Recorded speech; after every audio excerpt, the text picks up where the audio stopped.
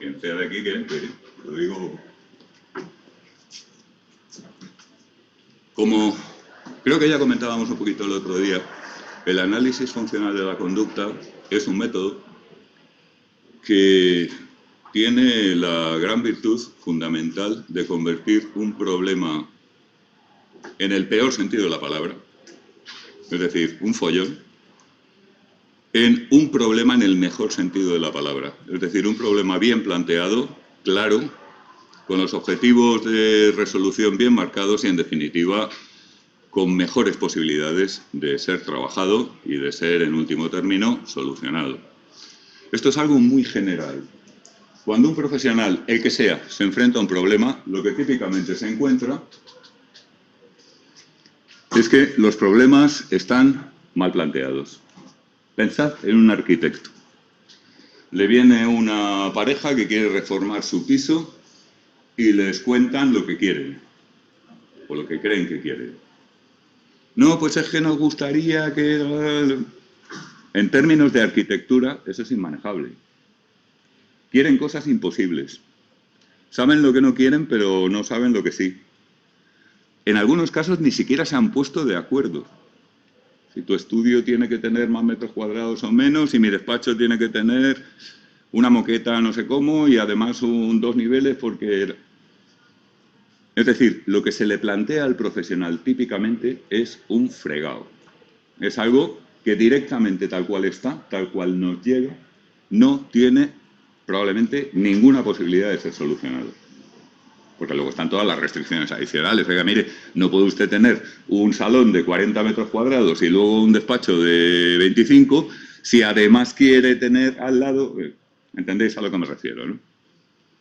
Pero la gente cuenta lo que necesita, cuenta lo que desea, cuenta lo que le preocupa. Y lo que necesita, desea y le preocupa no está formulado en términos, en gran cantidad de las ocasiones, en términos manejables por un profesional. Entonces, el profesional utiliza métodos de análisis. Los arquitectos no sé cómo lo hacen. Creo que con mucha paciencia, por lo que tengo entendido a partir de amigos.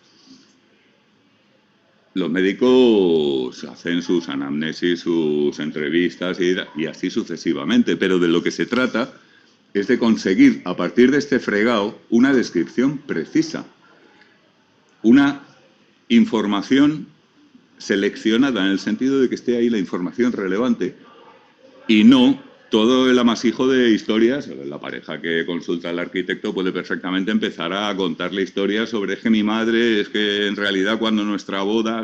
Todo eso es irrelevante a efectos de la reforma. ¿De acuerdo? Eso hay que filtrarlo, excluirlo. Y, cuestión fundamental, fijación de objetivos. ¿Qué es lo que queremos? Es decir, ¿cuáles son, por ejemplo, las prioridades? Tiene el salón de 40 metros es irrenunciable. Y, hombre, el aseo en la esquina de no sé dónde, pues estaría muy bien, pero se podría considerar omitirlo. Es decir, fijar cuáles son los objetivos, cuál es el... ¿Qué consideraríamos que ha sido un éxito en nuestra intervención profesional? Y por último, buscar información, porque es que encima no solamente te dan un montón de información que no vale para nada, no les vale ni a ellos. Como dicen muchos profesionales, el cliente nunca sabe lo que quiere, pero siempre sabe lo que no quiere. Y eso tampoco es verdad, porque a veces ni siquiera saben lo que no quieren. Pero en fin, y eso nos permite buscar información de una manera guiada. Es decir, ¿qué datos que no me han dado necesito yo para poder abordar esta cuestión? ¿Se entiende, no? Esto, insisto, es un problema general que se plantea con todas las variaciones del mundo a los más diversos tipos de profesionales. No solamente a nosotros, no solamente a los de la salud, sino también a arquitectos, asesores financieros, todo lo que queráis. A raíz de la aplicación de un método de análisis, el que corresponda en cada profesión, podemos obtener problemas bien planteados, estructurados, en cuyo planteamiento solamente figura la información relevante, ya hemos quitado toda la basura, con términos inequívocos. Es que me gustaría que entre el salón y la cocina hubiera una cosita de esas. Pues mire usted, caballero, una cosita de esas no está en los manuales de arquitectura. ¿Entendéis a lo que me refiero? Pero es que te lo dicen. Una cosita de esas. No, yo es que quiero tener una vida más satisfactoria. Otra madre, colega, yo. Pero, ¿qué significa eso? ¿Veis por dónde vamos, no?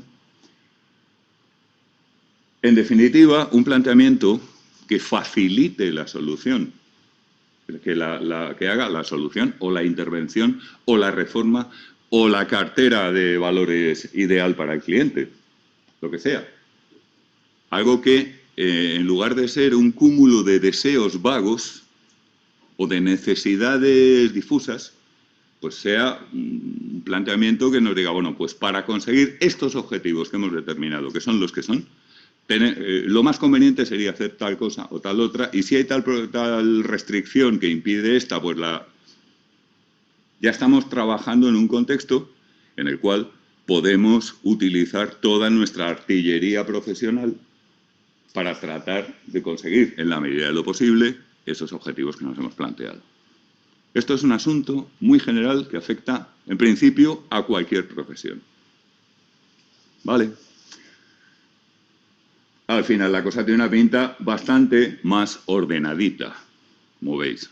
Bastante más... en fin, esto es simbólico, ¿eh? ¿Qué pasa en psicología? Pues el psicólogo, cuando se enfrenta a los problemas de conducta, según le vienen, está un poco en las mismas que el arquitecto. Las demandas iniciales en psicología son particularmente, me atrevo a decir, y algunos compañeros y amigos de otras profesiones, cuando comentamos este tema me lo reconocen, son particularmente peliagudas. La gente te viene con un malestar sobre el cual se ha inventado unas narrativas, ha hecho unas atribuciones de que esto es porque mi madre no sé qué o esto es porque mi mujer no sé cuántos, y básicamente es casi, algunas veces es como si tuvieras a un animal aullando sentado delante. Porque no está diciendo nada articulado. A veces no está en extremo, evidentemente. Pero típicamente una narración informal, ambigua, inexacta, sesgada, dando un peso enorme a cosas que probablemente no lo van a acabar teniendo y obviando por completo otras que sí. Sobra información irrelevante. Y falta información relevante. Esto es lo que te encuentras como psicólogo. Cuidado, en clínica and otherwise. Si tú trabajas, por ejemplo, como experto en recursos humanos en un tema de clima laboral y cosas por el estilo, pues el típico jefe del departamento que te plantea la demanda te va a contar una historia completamente difusa, completamente ambigua, vaga, etcétera, que tú vas a tener que refreír, porque te va a estar, a lo mejor está obsesionado con que el que la lía todo siempre es el Paco, porque no sé qué, no. Y no tiene por qué ser así. ¿Veis la cuestión? En clínica no, digamos. En definitiva, en general, en cualquier ámbito, en la mayoría de los ámbitos profesionales de la psicología, pues estás como los demás profesionales, o incluso un poco peor. Lo que te encuentras es, por ejemplo, es que el problema que tengo con es que mi hija, joder, es que se ha vuelto promiscua, tiene 17 años y cada fin de semana luego me entero de que ha estado con una persona diferente, creo que también con mujeres, pero pero de verdad, nosotros, tanto su madre como yo somos muy liberales, no nos preocupa ese asunto, no nos importa, pero es que creemos que se está haciendo daño, porque a pesar de todo lo que nosotros nos hemos esforzado, pues anda por ahí con una manera de relacionarse con la gente que la va a dañar, porque es que, claro, no es eso lo que nosotros pretendíamos al dejarle tanta libertad y ahora nos estamos planteando. Fijaos, estoy hablando más de mí que del caso. Cuidado, yo lo he hecho bien, yo me he esforzado, soy un buen padre. ¿Lo veis, no? Sí. Habla muy fuerte, por favor, como si le estuvieras chillando a alguien que está a 1 kilómetro. Vale. Dicen por Teams que se está cortando el audio. Entonces no sé si es solo una persona o... ¿Que se está qué, perdona? Cortando. Cortando. Sí. Entrecortando. Sí, creo. Ha puesto se corta el audio. No sé. Si me haces el favor, y muchas gracias por adoptar el rol, pídele aclaraciones. O sea, Vale. de momento seguimos y si hace falta en algún momento, pues ya vemos cómo lo solucionamos. Vale, dicen los demás que les va bien, es solo una chica. Ah, entonces está en su lado. Dile que revise su tarjeta de sonido, Vale, su interfaz dice de que ya le va audio mejor. y que tenga cuidado con qué más conexiones tiene en segundo plano específicamente por los protocolos TCP. No le digas eso. Es que esto es difícil, estamos sobrecargando nuestras máquinas todos. Y claro, y sobre todo, por favor, su hermano el gamer, que lo encierra en el cuarto de las escobas inmediatamente, alejado de cualquier teclado, ratón o joystick. En fin, espero que no sea problema. Dile, por favor, que si lo sigue notando, que lo indique, pero que si los demás lo están oyendo bien, pues, vamos, razonamiento experimental elemental. ¿Veis un poco la cuestión? Te puedes encontrar con que el padre que te está contando el problema de la hija está mucho más preocupado por demostrarte que él lo ha hecho bien que por describirte en términos el problema de la hija, si es que es un problema, porque a lo mejor, oye, dime lo que presumes y te diré lo que careces. El padre que me está diciendo 14 veces que es tan liberal, pues a lo mejor ha tenido a la niña metida en un frasco durante tanto tiempo que cuando la otra ha visto que podía escaparse un poco, se ha desatado. Vete a saber. A juzgar por lo que te cuentan no hay forma. Así a pelo, si te lo tomas face value, por tal cual te lo cuentan. ¿Vale? El análisis funcional de la conducta como procedimiento es el tipo de análisis del que hablábamos antes en general para todas las profesiones. Lo que buscamos es una descripción precisa del problema, incluyendo muy especialmente los objetivos. Es decir, ¿qué habría que tocar aquí? Cuidado, tenemos siempre el sesgo de asociar demasiado el análisis funcional de la conducta con la clínica. Podemos hacer un análisis funcional de la conducta por propósitos distintos, no solamente de la clínica, sino incluso de arreglar problemas. Por ejemplo, una empresa en la cual el departamento de no sé qué funciona fabulosamente bien. Y además, en otras empresas del ramo, lo típico es que ese departamento siempre da problemas. Y a estos tíos les funciona de maravilla. Nos puede interesar hacer un análisis precisamente de ese departamento que funciona bien, para ver qué es lo que están haciendo bien, no para arreglarlo. ¿Entendéis a lo que me refiero? Es buscar la estructura de una situación de conducta. ¿Vale? Insistiré de vez en cuando en esto, porque se nos va la cabeza a la clínica con demasiada facilidad. Selección de información de toda esa historia que me ha contado este individuo, esta individua, o este niño, o este... ¿Qué información me está dando alguna pista o me puede eventualmente llegar a dar alguna pista útil? Y, fundamental, búsqueda de información. ¿Qué información adicional necesito o necesitaría o sería conveniente obtener para poder plantear bien este problema, teniendo en cuenta cuáles son los objetivos que ya he definido? ¿Se ve, no? Esto es como si dijéramos el propósito del procedimiento de análisis funcional, que es esencialmente lo que vamos a ver en esta asignatura, con todos sus flecos, detalles, cosas por arriba y cosas por abajo. También, esto es una cuestión un poco terminológica, llamamos análisis funcional de la conducta a ese procedimiento, a ese proceso por el cual el psicólogo profesional desbroza todo este lío que se le plantea en primera instancia y lo convierte en algo más manejable. Pero también llamamos análisis funcional de la conducta al producto, al resultado, que muchas veces lo podremos dibujar cuasi gráficamente, en términos de un conjunto de cadenas con o sin relación entre sí, un conjunto, ya, ahora enseguida lo veremos, variables disposicionales, reglas, etcétera. ¿Vale? Tenedlo en cuenta. Hablamos de análisis como el proceso por el cual llegamos a también El análisis funcional, que es algo que tú podrías poner en un documento Word y mandarle a un colega a ver qué le parece. Por ejemplo, esto lo hacemos mucho. ¿Tú crees que esto está bien con respecto a tal? ¿Se entiende? Es las dos cosas, el proceso y el producto. Y finalmente tenemos, si todo va bien, una representación, un planteamiento claro, preciso, operativo, que nos orienta hacia los objetivos que tenemos, del problema que originalmente se nos ha planteado como un galimatías. ¿De acuerdo? Ese es el propósito. ¿Alguna pregunta hasta aquí? ¿Todo claro? Bien.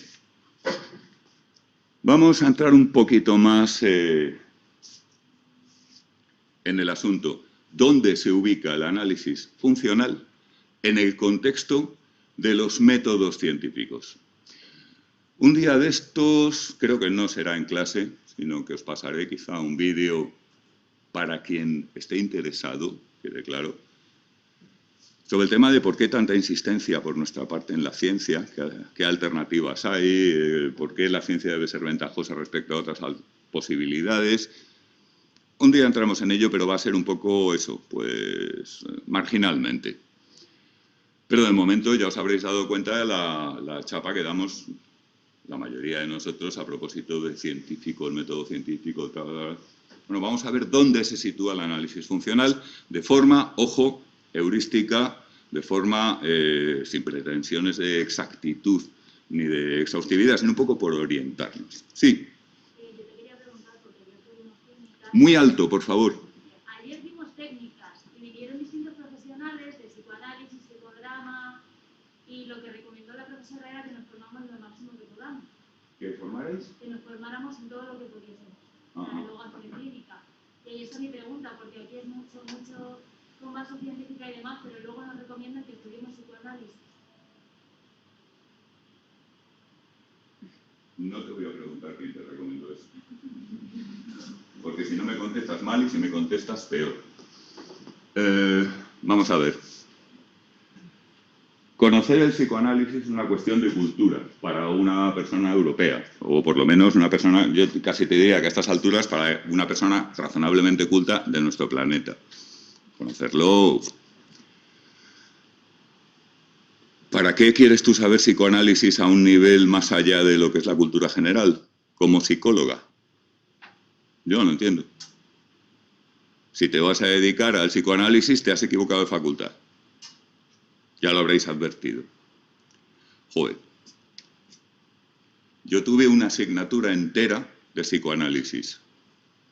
Se llamaba Psicología Dinámica. Y la daba el ser humano más parecido cognitivamente a un protozoo que he visto en mi vida. Aquello era absolutamente insoportable. Reconozco que aprobé por métodos poco ortodoxos, como la mayoría de mis compañeros. Básicamente los chicos le amenazábamos y las chicas hacían las majas.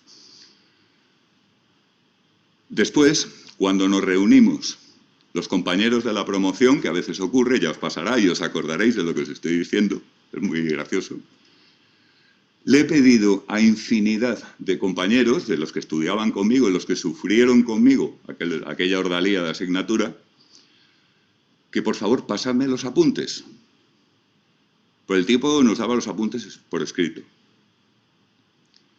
Imposible. Todo el mundo, yo también, los había quemado.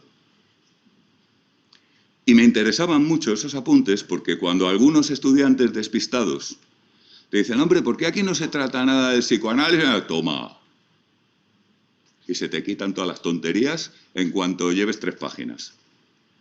Porque es como eso, como ir a un psicótico borracho con el sistema nervioso de una medusa soltando cosas una detrás de otra. Eso es lo que hay.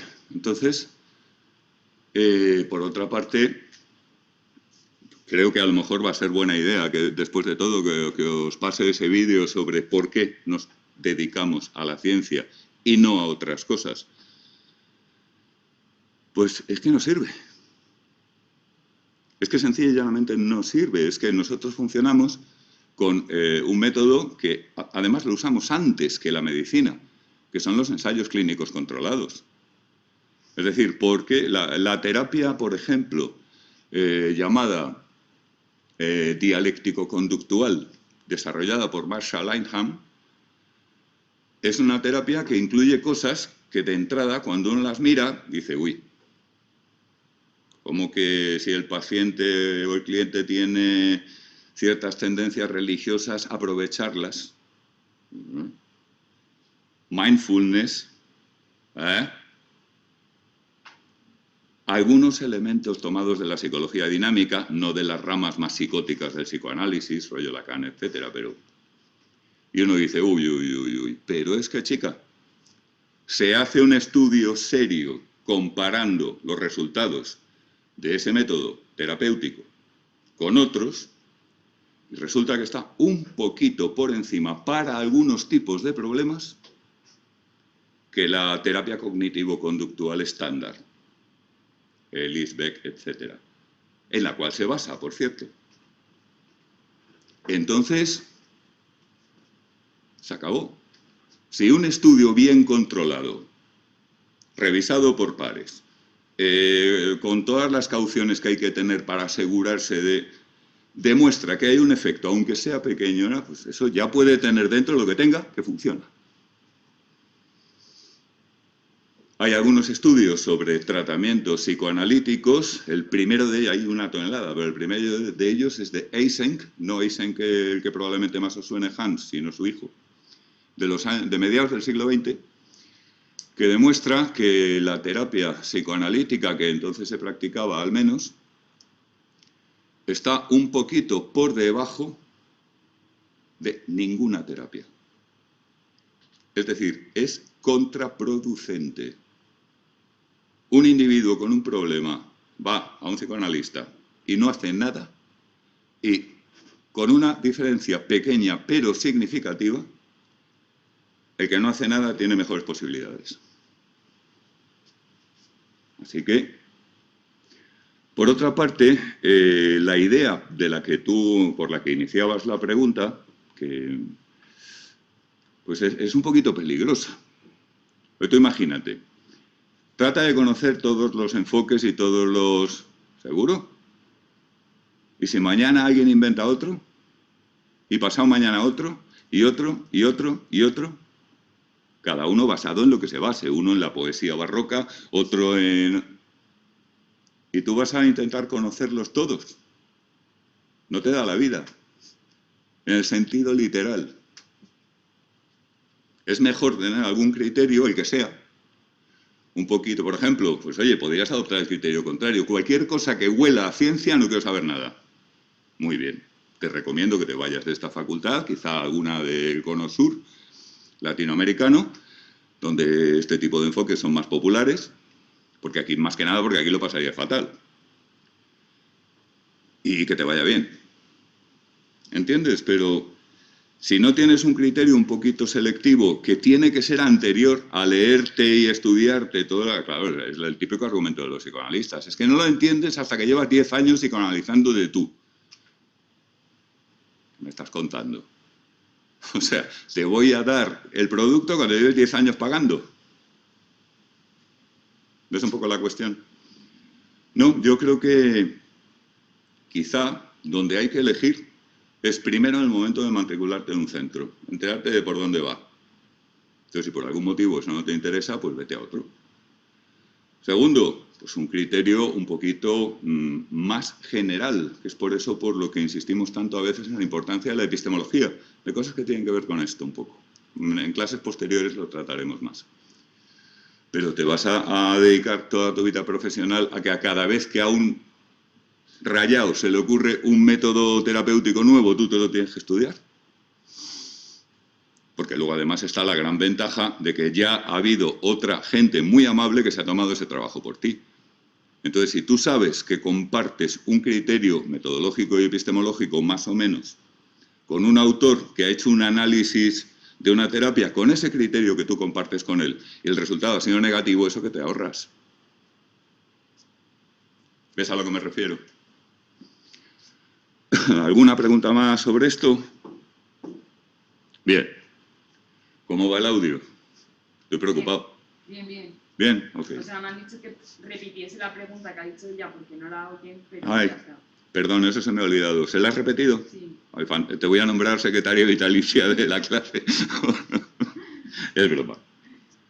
No hay más dudas, pues seguimos. Método científico. ¿Alguien me dice qué es el método científico? Esta es posiblemente la pregunta más cabrona y con más trampa que os podía haber hecho. A ver, no hay otra. Tuve un compañero que fue mi director de tesis, que puso un examen para una asignatura con una sola pregunta. Formular una pregunta relevante de verdad para esta asignatura y contestarla. Los estudiantes lloraban. Porque claro, lo que se valoraba, según él lo planteó, era la elección de un tema relevante, que es donde la gente lo pasa peor, entre otras cosas porque están acostumbrados a que les hagan preguntitas bobas para comprobar si te has leído su libro, por ejemplo. Entonces eso de relevante, pues se supone que es el profesor el que lo dice, no, ahora te exijo a ti que digas el tema relevante y contéstala. Claro, por muy bien que la contestes, si no es relevante no vale. Si es relevante y no la contestas bien, tampoco vale. Bueno, es una canallada de examen absoluto. Un día os contaré, si queréis, el estudiante que sacó matrícula, lo que hizo, que era muy sencillo. Pensadlo, a ver si eso os ocurre. Bueno, el método científico es que ya con estas asignaturas raras tipo ciencia, política, profesión, la Santísima Trinidad, pues ya no sé exactamente lo que os han contado, pero sobre epistemología y teoría de la ciencia, quiero decir. El método científico durante mucho tiempo, sobre todo al principio del siglo XX, era como la piedra filosofal o el santo grial. O sea, se buscaba, como si dijéramos, el destilado de lo que es la manera de hacer ciencia. Esa cosa que podemos coger en la mano o ponerla encima de una mesa, que ya está, eso es la esencia del conocimiento científico, en contraposición a todas las demás formas de conocimiento, superstición, creencia, etc. Esto tuvo su culmen con el positivismo lógico, el Círculo de Viena, ¿os acordáis? Y muy pronto, a medida que siguió, estamos hablando de los años 30, a medida que seguía pasando el tiempo, pues se empezó a ver que no puede haber un destilado que sea como si dijéramos, imaginaos, una receta para hacer ciencia. Que si tú sigues los pasos y usas los ingredientes correctos, lo que te sale es conocimiento científico, un algoritmo. Y si no sigues los pasos o no usas los ingredientes correctos, no te sale conocimiento científico, te sale superstición o movidas de esas. Esto es imposible. ¿Sí?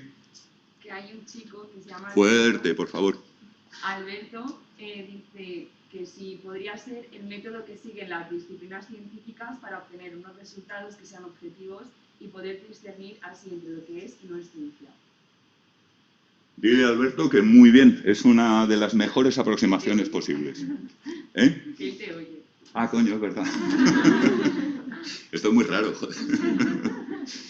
Bueno, Alberto, pues muy bien. Probablemente lo mejor que se podía intentar. Pero fíjate que lo que estamos buscando, lo que estaban buscando, era una especie de formulación tocha, unívoca. En la ciencia, cumpliendo con esas características que Alberto ha comentado, conocimiento objetivo, etcétera, etcétera, hay muchísimas maneras de proceder distintas. Cuando un biólogo utiliza electroforesis en gel para determinar estructura de proteínas, pues está haciendo unas cosas tanto en el plano aplicado de lo que toca en el laboratorio, las máquinas que usa, etcétera, como también en el plano intelectual, totalmente distinto que cuando un científico se pone a hacer sistemas de ecuaciones para tratar de predecir los efectos del cambio climático en la costa del norte de África, O cuando un psicólogo trata de mejorar los ítems de un instrumento de medida, de psicometría, algunos tendréis psicometría este año posiblemente, con el fin de que sean lo más discriminativos, lo más válidos, lo más etcétera, etcétera, que son cosas demasiado heterogéneas. De alguna manera el método científico sería lo que todo eso tiene en común. Y lo que todo eso tiene en común existe, por supuesto, y lo podemos formular con bastante claridad, pero no es una receta, no es un algoritmo, no es un único procedimiento que valga para cualquier ciencia, que era lo que estaban buscando los positivistas lógicos. Si lo decimos un poco pronto y mal, muy pronto y muy mal, porque esto es el típico tema que da para una asignatura cuatrimestral en la especialidad de filosofía de la ciencia, claro. Lo vamos a contar en 2 patadas porque no estamos aquí para eso. El método científico es una forma de pensar que tiene unas características bastante bien definidas. Primero, la base de una creencia es la experiencia, la evidencia y la razón. La experiencia, según se pueda obtener a través de la observación directa de la experimentación de laboratorio, de los telescopios, ¿verdad? Y la razón, según se puede formular, cuando es preciso, que a menudo lo es, en términos lógicos y matemáticos. Es pensar de esa forma. Segundo, la forma de pensar científica es anaxiológica. No sé si os sonará el palabra. Anaxiológico significa no valorativo. No habla de lo que está bien y lo que está mal. Habla de lo que hay.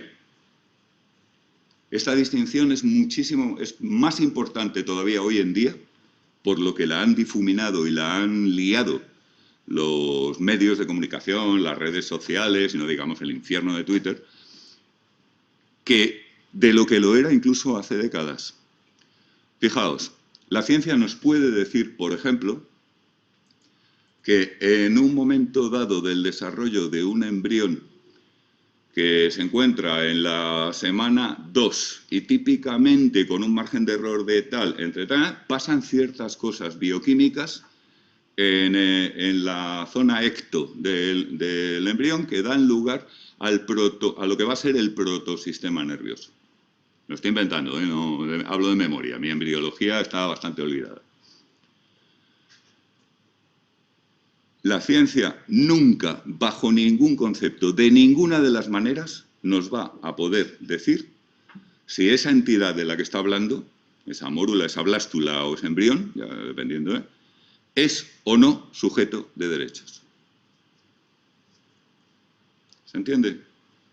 Porque ser sujeto de derechos es axiológico, es valorativo.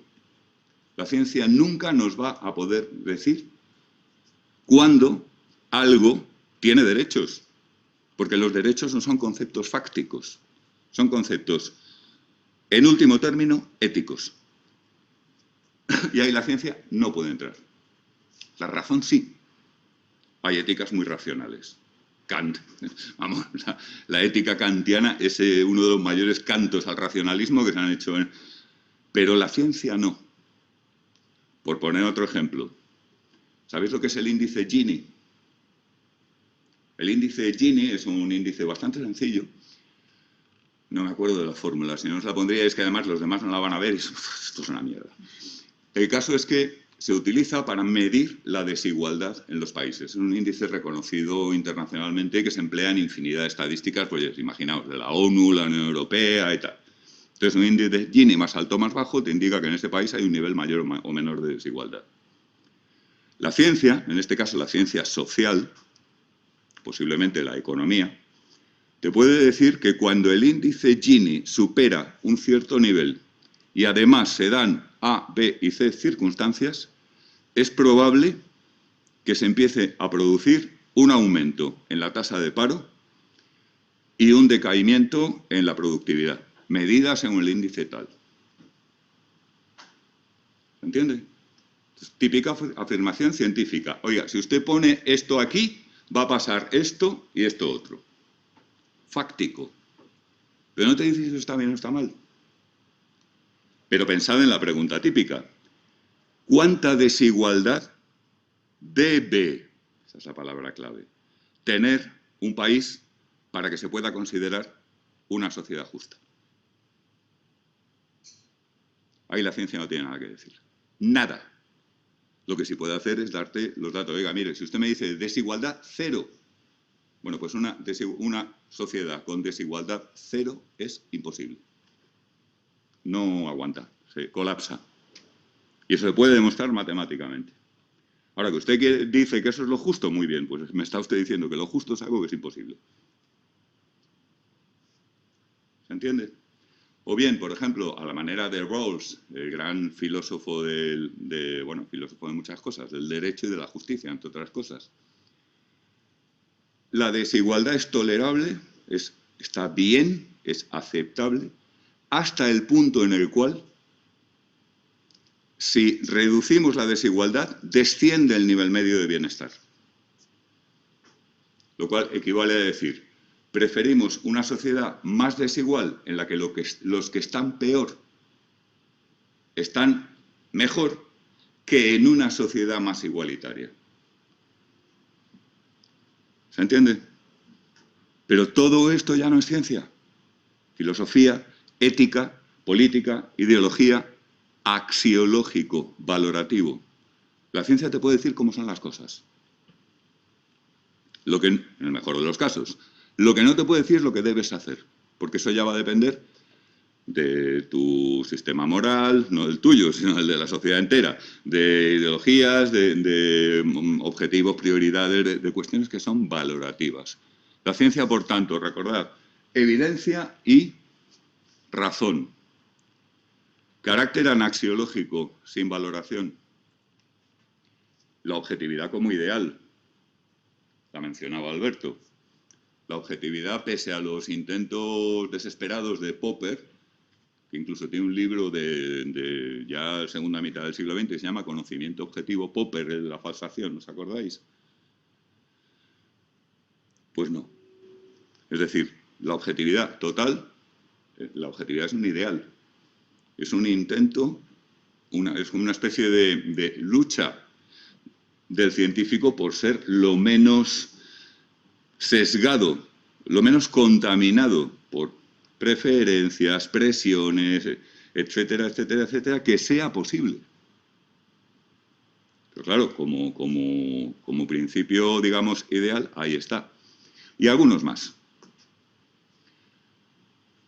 Solo voy a citar uno más, porque si no os doy una clase de teoría de la ciencia y no he venido a eso, ni vosotros tampoco. Ya os daré una clase de teoría de la ciencia próximamente, quizá la semana que viene, ya veremos. Pero para profesionales, no os asustéis. Orientada a los problemas profesionales.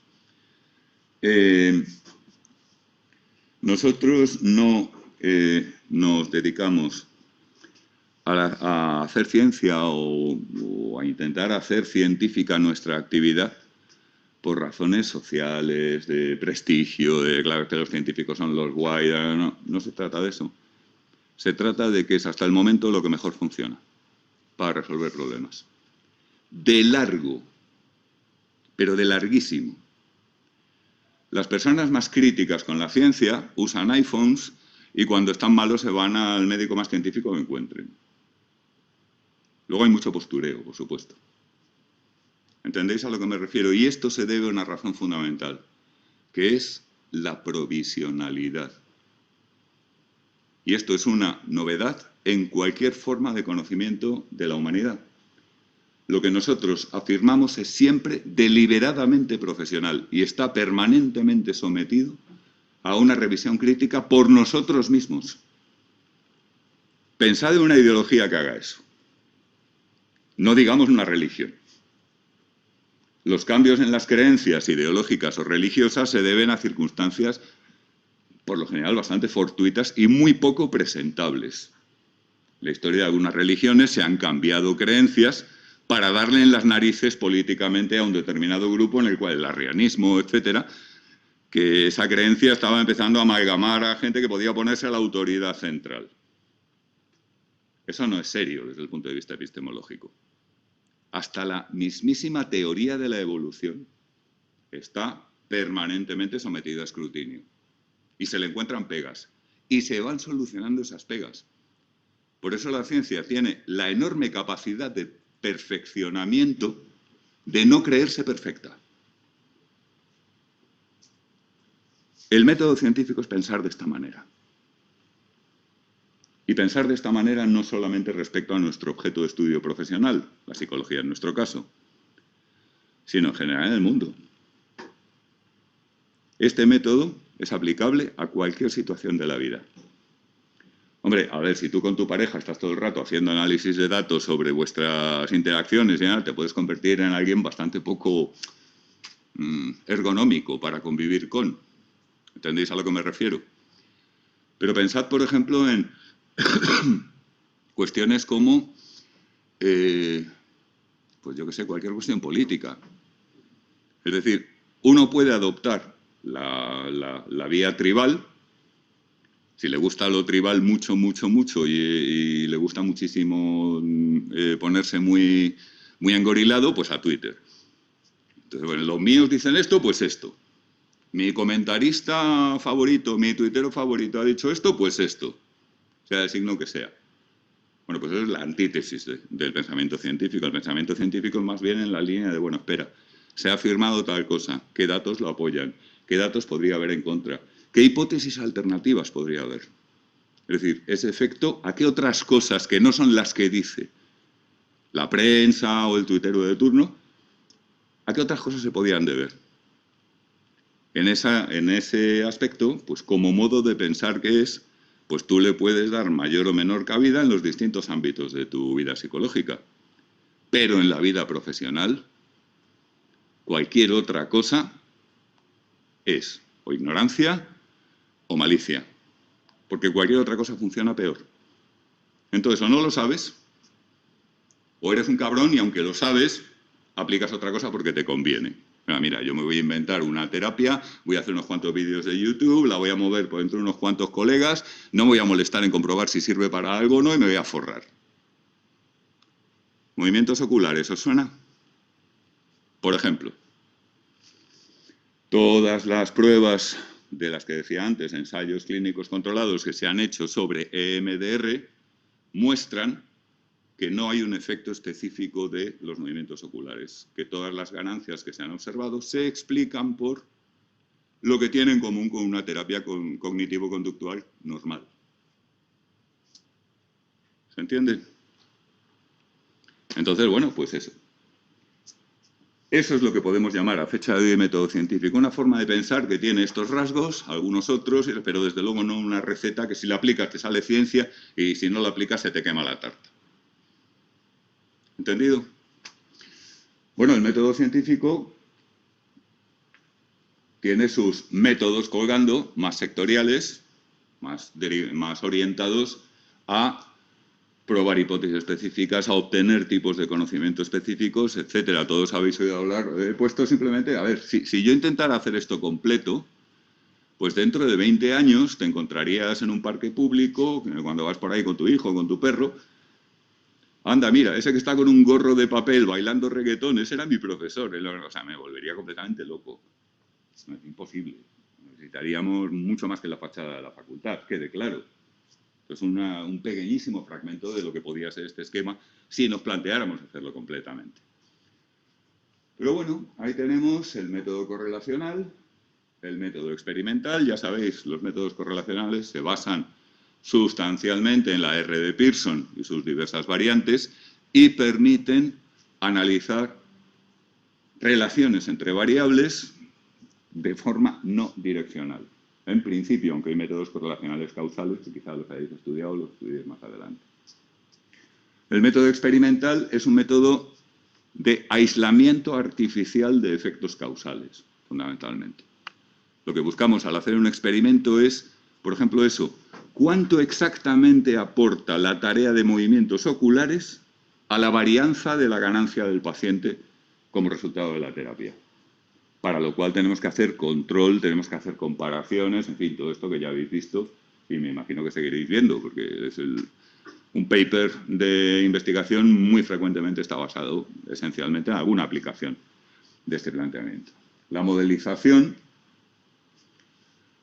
que a mí es el que más me mola por trayectoria personal, consiste en crear artefactos que reproduzcan aspectos del fenómeno que nos interesa. Artefactos pueden ser matemáticos, pueden ser físicos, pueden ser informáticos. Por poner un ejemplo muy típico, todas las predicciones que tenemos con respecto a los efectos del cambio climático antropogénico se basan en este método, en modelización. Lo que hacen los investigadores es meter en unas maquinarias matemáticas muy complejas, matemáticas informáticas, viene a dar igual, las variables que se consideran relevantes y estudiar su comportamiento en simulaciones.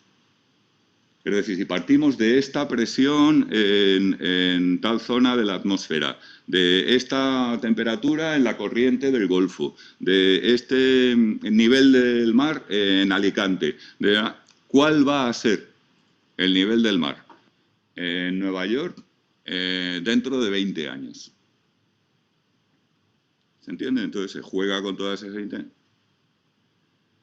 La limitación de la modelización es que siempre tiene que hacer muchos supuestos sobre, por ejemplo, la estabilidad de esa temperatura de la corriente del Golfo. Pues si de repente en la realidad la corriente del Golfo, en lugar de comportarse de manera aproximadamente lineal, nos mete una super no linealidad, pues como todas las variables están vinculadas con todas, puede dispersar en todo el sistema una perturbación que aleje drásticamente los resultados reales de los predichos por el modelo. Por eso cuando la gente te dice que que con seguridad el mar va a llegar a no sé dónde el año 2000 no sé cuándo, mira, eso será si se cumplen todos los supuestos que has hecho con el modelo.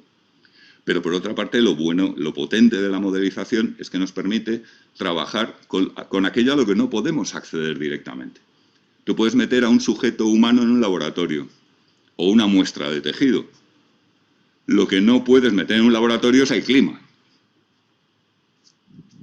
¿Se entiende? O no digamos el sistema solar o más allá. Los cuásares, púlsares y demás objetos celestes remotos. ¿Se entiende, no? Bueno, el método correlacional tiene sus métodos más sectoriales. El método experimental tiene sus métodos más concretos y sectoriales, entre los cuales destacamos dos, aquí hay más, por supuesto, los estudios de grupos y los estudios cuasi experimentales. Los estudios de grupos se basan en el caso de la psicología, en este caso vamos a centrarnos en lo posible en lo nuestro. Como sabéis, se basan en, bueno, pues tú le planteas una situación, estimular una tarea, tal, a un grupo de personas, lo más grande posible, una N suficiente, acordaos, y sus resultados en esa tarea, en las distintas condiciones experimentales que comparas, pues por ejemplo, los promedias. Entonces resulta que en la tarea tal, los sujetos de la condición A me han obtenido 21,5 de puntuación directa promedio. ¿De acuerdo? Eso es muy potente para muchas cosas y tiene sus limitaciones. Pensad, por ejemplo, el ejemplo que se pone siempre. La familia media española tiene 1,4 hijos. Ninguna familia tiene 1,4 hijos. O no sé, quizá algún psicópata que los corta en trozos, pero vamos. ¿Entendéis a lo que me refiero, no? Pero es mucho más serio con otros temas. Por ejemplo, imaginad que estamos haciendo un estudio del mercado literario. Literario en general, el mercado editorial. Y queremos saber, pues que el otro día leí, que un músico que tiene 8 millones de visualizaciones en streaming, rollo Spotify, etcétera, gana 80 euros. Duro, ¿eh? Hay que tener amor al arte. Pero vamos al mercado literario, que es todavía más deprimente. Vamos a considerar los autores que han vendido más de 1000 libros y vamos a estudiar lo que han ganado. Pero pues nos podemos encontrar, imaginad, vamos a ser un poco optimistas y vamos a imaginarnos que de esos autores que han vendido más de 1000 libros de nuestra muestra, el promedio, la media aritmética de lo que han ganado por esos libros, neto, ya impuestos excluidos y todo, son 950 euros. ¿Vale?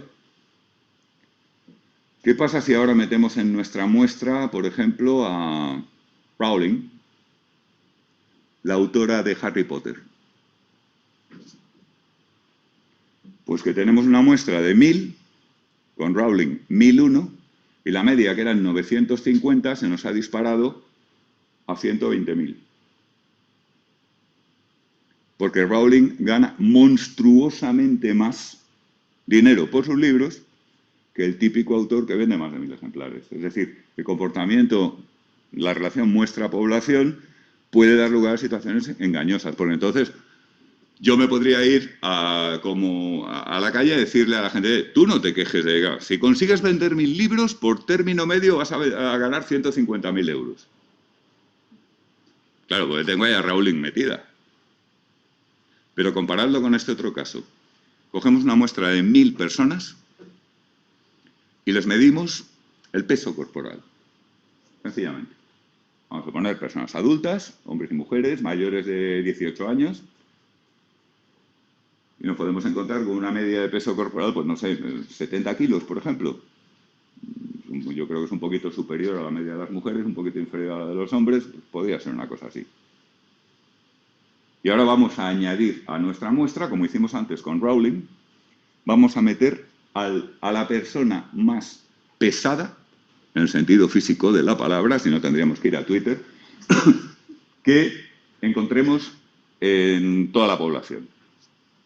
Típicamente será una de esas personas con una obesidad mórbida absolutamente tal que cuando hay que llevarle al hospital porque se muere porque no puede respirar, tiene que ir a una grúa y que a lo mejor pesa 380 kilos. ¿Cambia nuestra media? Apenas.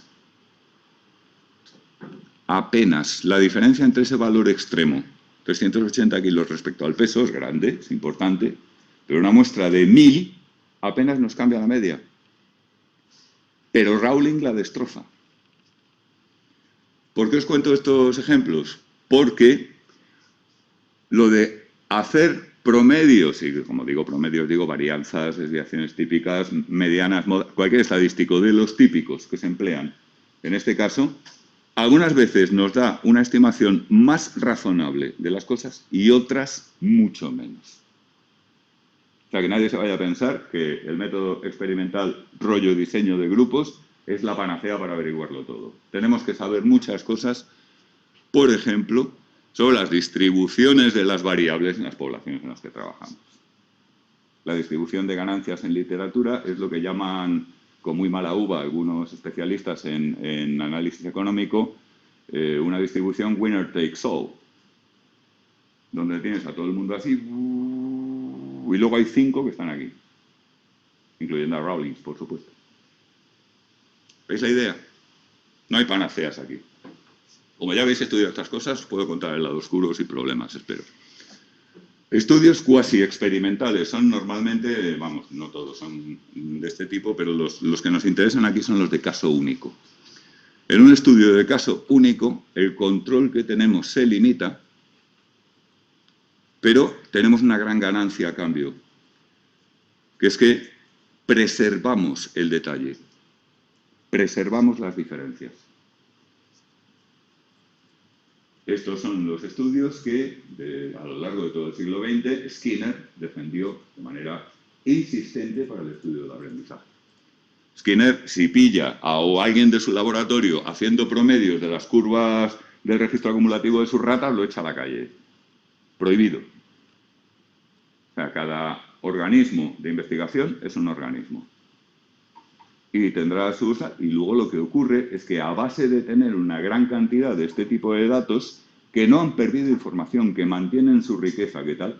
Podemos hacer inducciones en un sentido más lógico que estadístico de las comunalidades que pueda haber ahí. Y de ahí salen las leyes del aprendizaje. El ERPE, el ERPA, la ley de evaluación, todo este tipo de cosas. Pero sin empezar por hablar de una familia de 1,4 hijos que no existe. No estoy diciendo que uno sea el bueno y el otro sea el malo, quede claro. No hay de eso ya, a estas alturas. Lo que estoy diciendo es que para según qué propósitos y con según qué criterios, interesa una cosa o la otra. A nosotros lo que nos va a interesar, y por eso está en negrita, es esto. Los estudios cuasi experimentales y concretamente los de caso único. Entre los métodos basados en lo cuasi experimental, caso único, hay dos que nos interesan particularmente.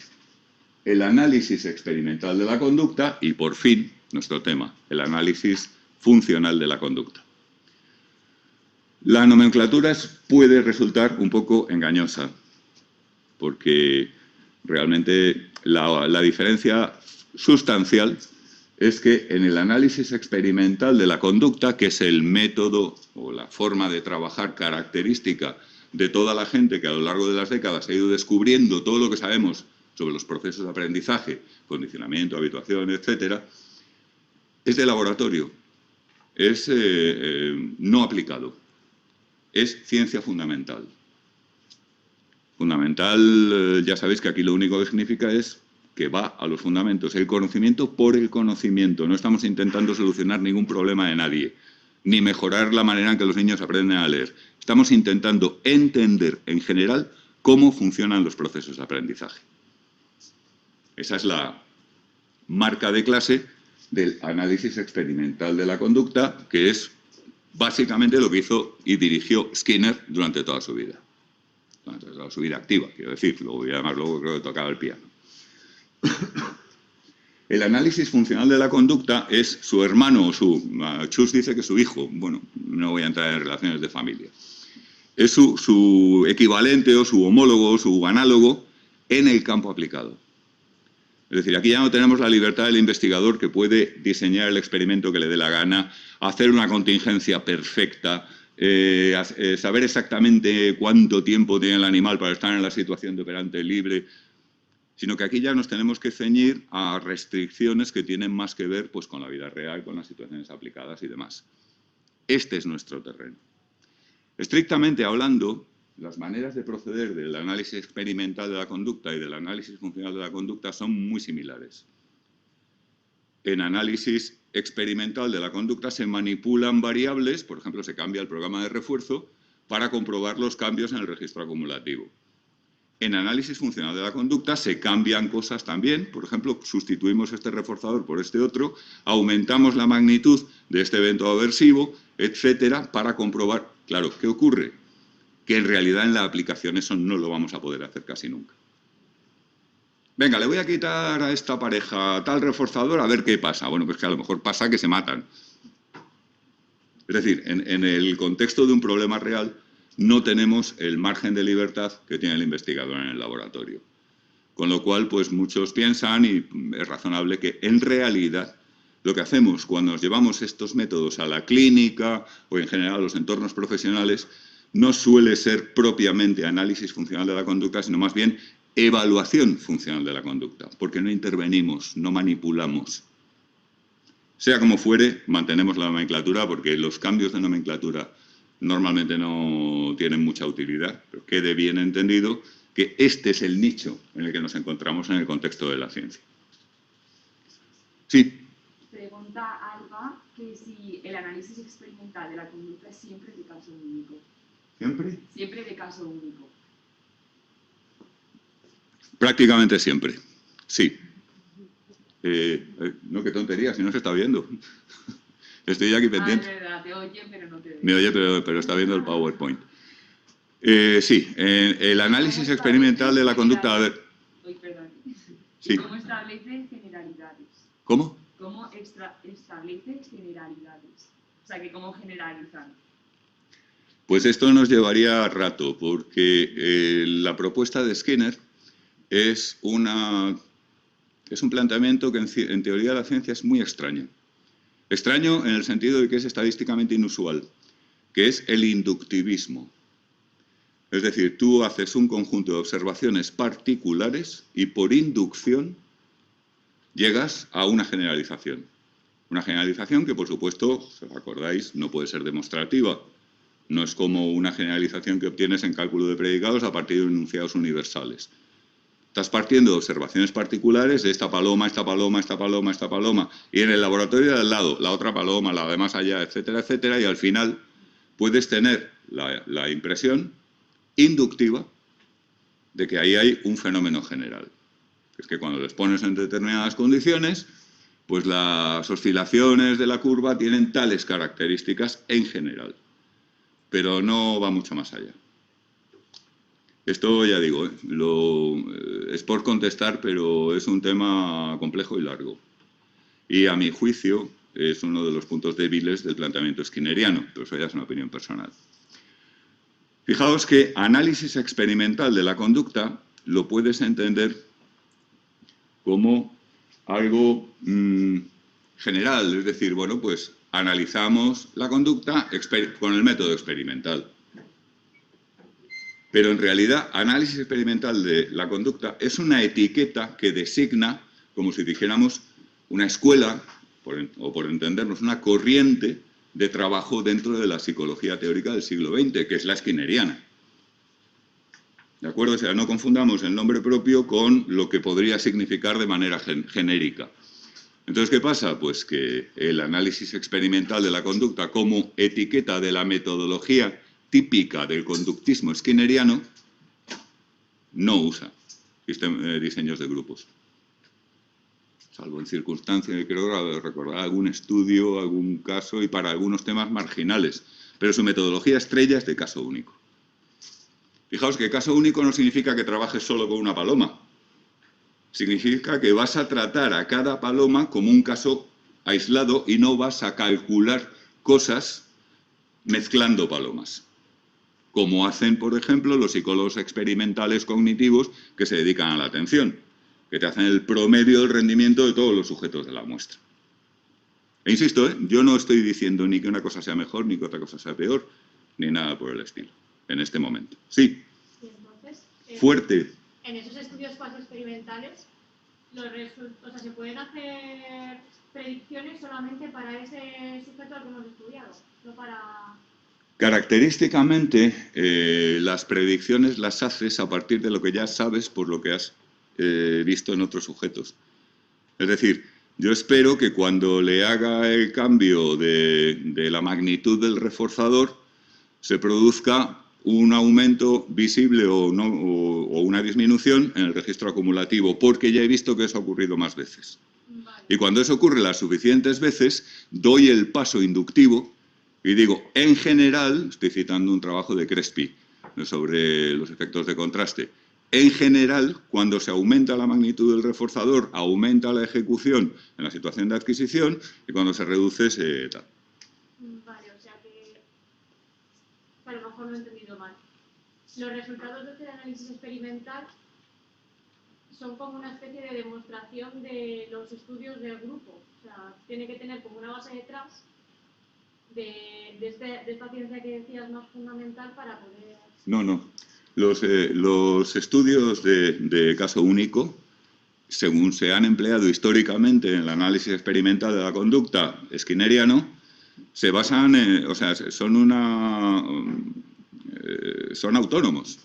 Es decir, inventamos un dispositivo experimental nuevo o nos interesa una nueva forma de evolución de una nueva conducta. Pues empezamos a ver casos. Los analizamos detalladamente, estudiamos cuidadosamente las curvas, las variables que sean, las variables dependientes, sus relaciones con los cambios en las independientes y empezamos a sacar conclusiones, insisto, inductivamente. Vale. Pero no vamos a promediar en ningún momento, ni al principio ni al final. ¿Qué pasa? Que cuando tú sacas una conclusión inductiva, se puede parecer mucho a algo que hubieras obtenido de un diseño de grupos. La idea de los skinnerianos es que se puede parecer por la pinta, pero es más fiable si te estás basando en todo el detalle del registro del caso único. La idea de los skinnerianos, que hay quien la comparte y hay quien quede claro. ¿Alguna pregunta más hasta aquí? Bien. Shit. No hace caso. Cariño.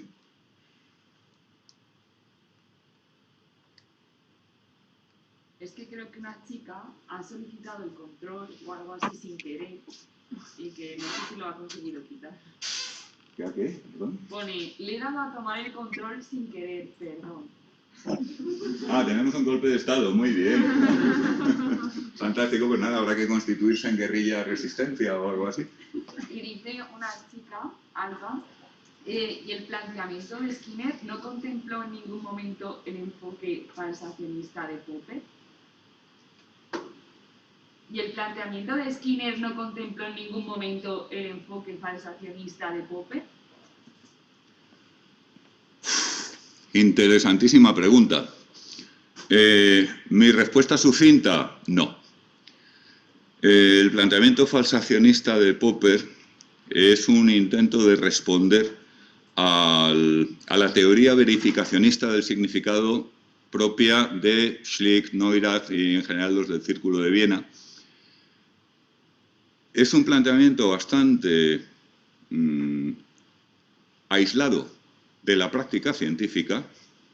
Fijaos que una de las críticas que se le hacen a Popper es que nunca, jamás en la vida ha habido una aplicación a la lógica de desarrollo de la ciencia que se atenga al falsacionismo fuerte de Popper. Otra cosa es que, por ejemplo, pues sí, durante por lo menos todo el siglo XX, y yo diría que esto se puede remontar al siglo XVII perfectamente, pues rechazamos como científico aquello que es irrefutable en ninguna condición empírica imaginable. Es decir, si no me puedo imaginar en qué situación eso es falso, y no es concebible una situación en la que tú no tengas la respuesta buena, entonces esa respuesta tuya tiene un problema. Por ejemplo, cuando le preguntaron al gran biólogo teórico Haldane, quizá hayáis tenido que leer algo de él en alguna asignatura anterior, fuera de serie, porque había dudas sobre la teoría de la evolución. La teoría de la evolución es infalsable. Cuando ya Popper estaba más de moda, piensa que en la época dorada de Skinner es entre los años 30 y los años 50-60. Pues Haldane gruñó, porque era un tío bastante borde. Conejos fósiles en el Precámbrico. ¿Qué quería decir esto? Pues que si en un estrato precámbrico encontramos fósiles de mamíferos, la teoría de la evolución se va, lo que se dice técnicamente, a tomar por culo. Se acabó. Ha quedado falsada. Porque eso es contrario a todas las... O sea, es decir, no puede ocurrir que haya mamíferos en el Precámbrico, según la teoría de la evolución. Una teoría tiene que prohibir algo. Una teoría que lo permite todo no es una teoría, es una paráfrasis de la vida de la mar y de los peces. ¿Se entiende? Si la teoría no corre el riesgo de que aparezca un dato que se la cargue, eso ni es teoría, ni es científico, ni es nada. ¿De acuerdo? Ese aspecto sí está presente desde mucho antes de Popper, de hecho, porque la idea de la falsación es una idea que se deriva naturalmente de los cálculos lógicos clásicos, la lógica proposicional y el cálculo de predicados de primer orden. Pero si Skinner tuvo algún grado de influencia por parte de Popper, pues no sé si lo leería mucho. Lo que sí te puedo decir es que no se manifiesta en sus trabajos. Ojo, en sus trabajos, en el sentido de sus experimentaciones, que luego tenga por ahí alguna carta a un amigo en la que le dice, o un libro en que un pasaje tal, pues no lo sé, no he leído todo Skinner. Pero no hay una gran influencia del falsacionismo popperiano en el planteamiento científico de Skinner. Dice Gemma que si una teoría no puede concebir un dato que la false, es una religión. Repite, por favor. Que si una teoría no puede concebir un dato que la false, es una religión. Bueno, podría serlo. Es decir, yo lo diría, ¿cómo has dicho que se llama la estudiante? Gemma, yo lo diría al revés. Una religión característicamente no puede conseguir un dato que la false. Es muy típico, pues, por ejemplo, en las grandes religiones organizadas. Los científicos encuentran indicios de que fue ejecutado en Jerusalén un individuo que tenía, y que cuadra más o menos con su... Bueno, lo publican, aplauden con las orejas. Ahora, en cuanto aparece un dato que es contrario a sus creencias previas, ese dato es ninguneado, criticado, vapuleado. O sea, quiero decir, un dato bueno, no porque lo diga... o sea, los datos que dan los científicos son buenos si me apoyan. Y son malos si no me apoyan. Eso es muy típico del pensamiento religioso. Una idea que no tiene un dato que no pueda tener, un dato susceptible de falsarla, puede ser religiosa o no. Puede ser, por ejemplo, ideológica. Vamos a ver, pensad en el pensamiento marxista. A mediados del siglo XX, una gran filósofa marxista, Martha Hernacker, analizó detalladamente el concepto de fragmentación de clase. Y concluía prácticamente pues, que ahora mismo hablar de clases sociales en el sentido tradicional marxista, ahora mismo, cuidado, en 1950 o 60, no digamos ahora. Y que por tanto lo de la lucha de clases era muy raro porque los fontaneros ganan más que los profesores universitarios. Y este es un dato real, que lo sepáis. Pero ahí siguen.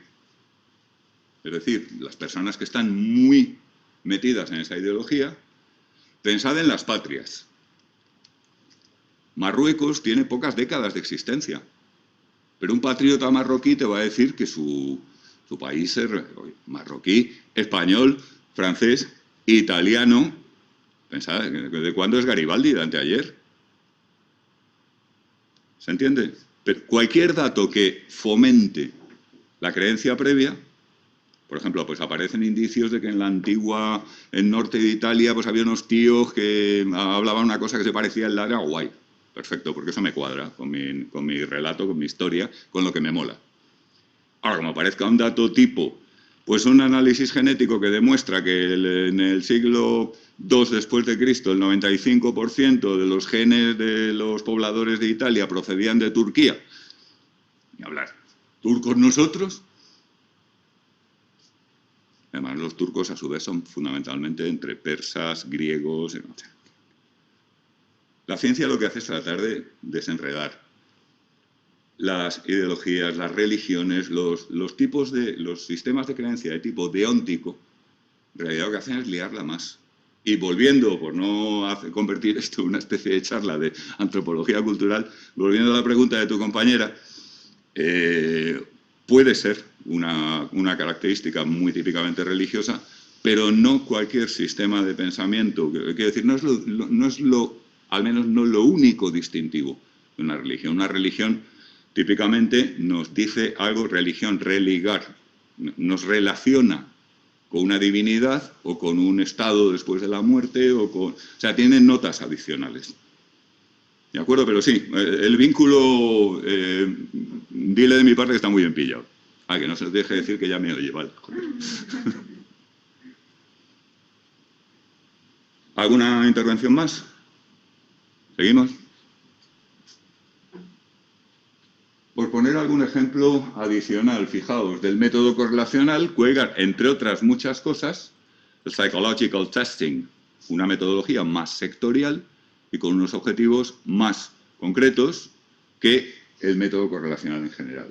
Lo mismo va a pasar aquí. Y por poner otro ejemplo, en modelización, a través de varios eslabones intermedios, juega el entrenamiento de redes neurales artificiales, que son ese tipo de cacharritos que, por ejemplo, deciden qué es lo que te va a aparecer en la lista de la derecha de YouTube, etcétera, etcétera. Lo que la gente llama, de una forma muy graciosa, algoritmos. Pero no son los algoritmos.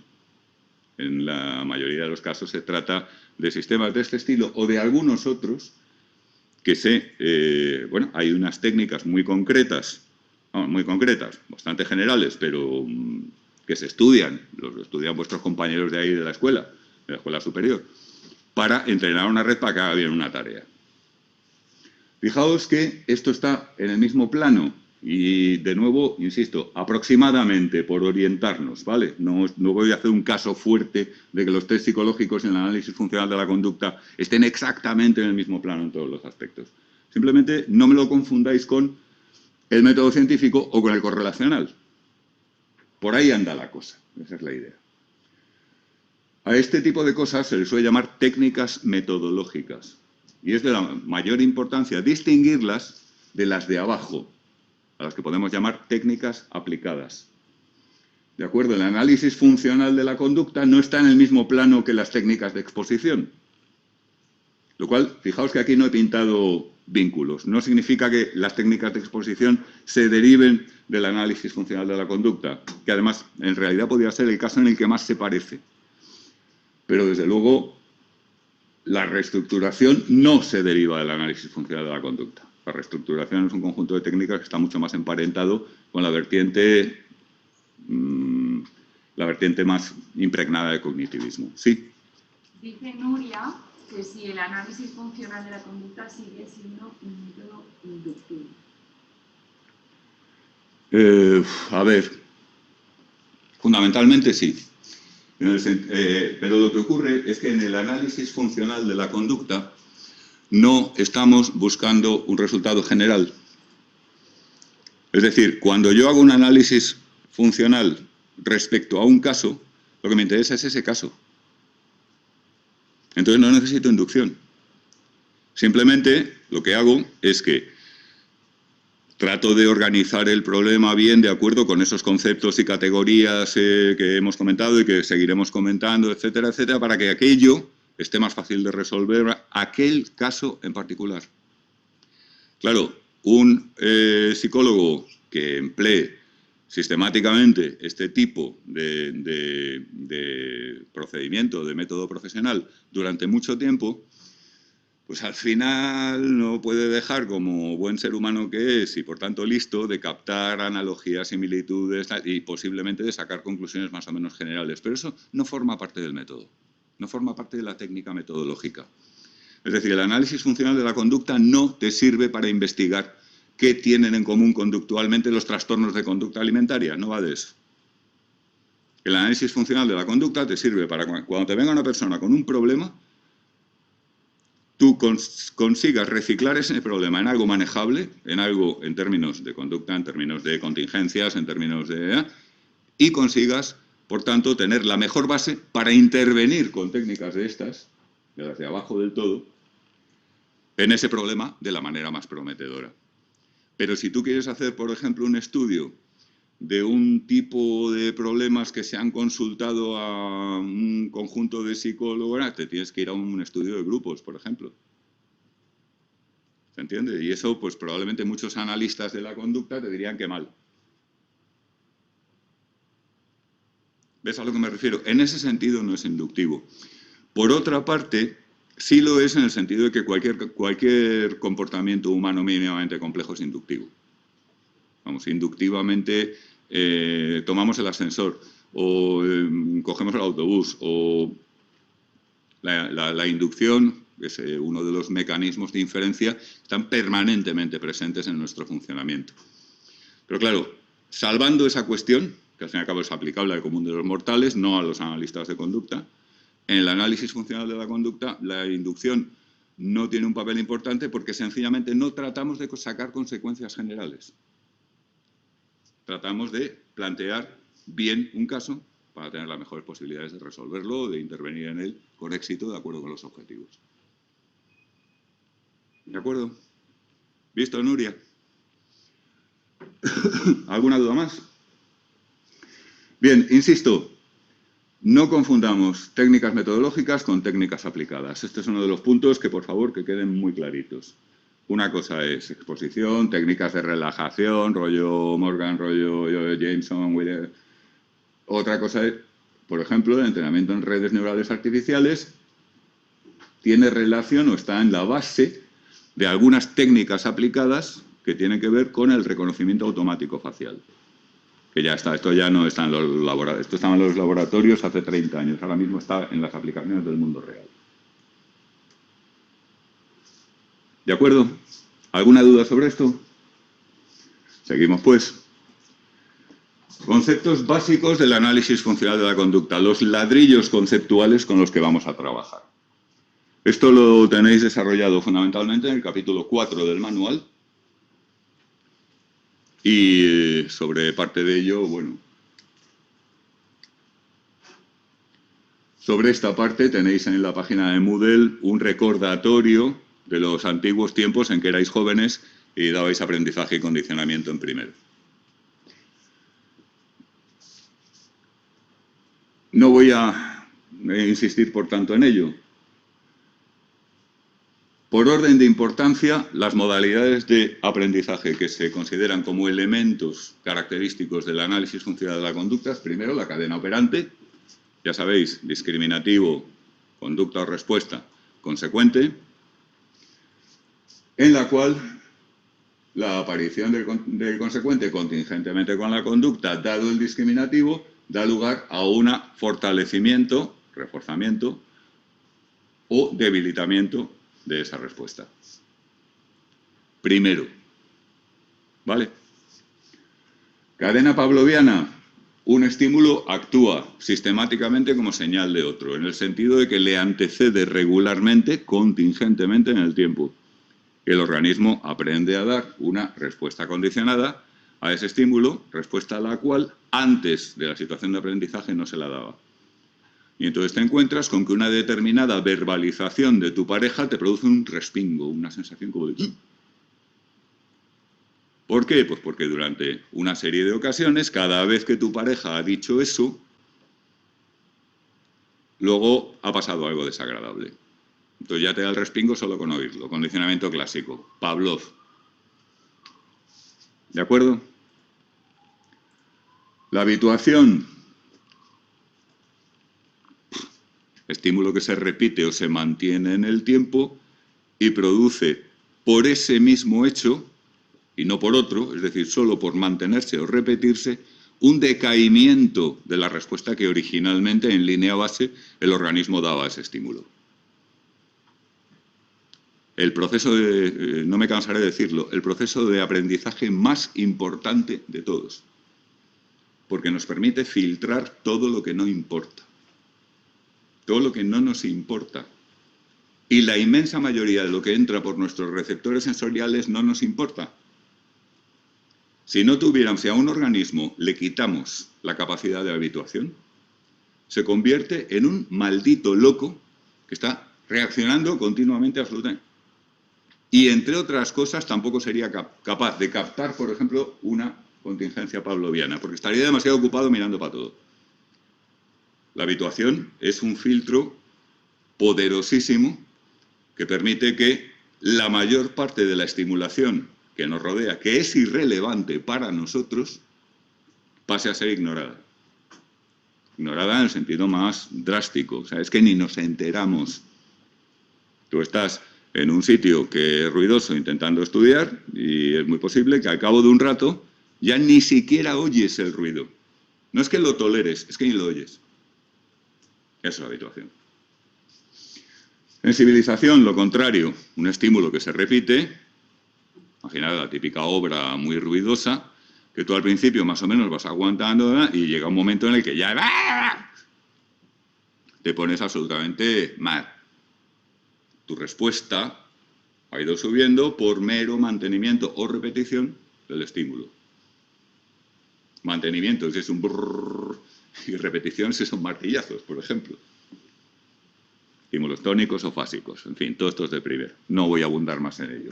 Si hay dudas sobre esto, insisto, capítulo 4 del manual, todos los apuntes de primero ampliados y reciclados un poquito, que los tenéis en Moodle, y algunos vídeos sobre puntos que suelen causar dudas, todo eso está ahí.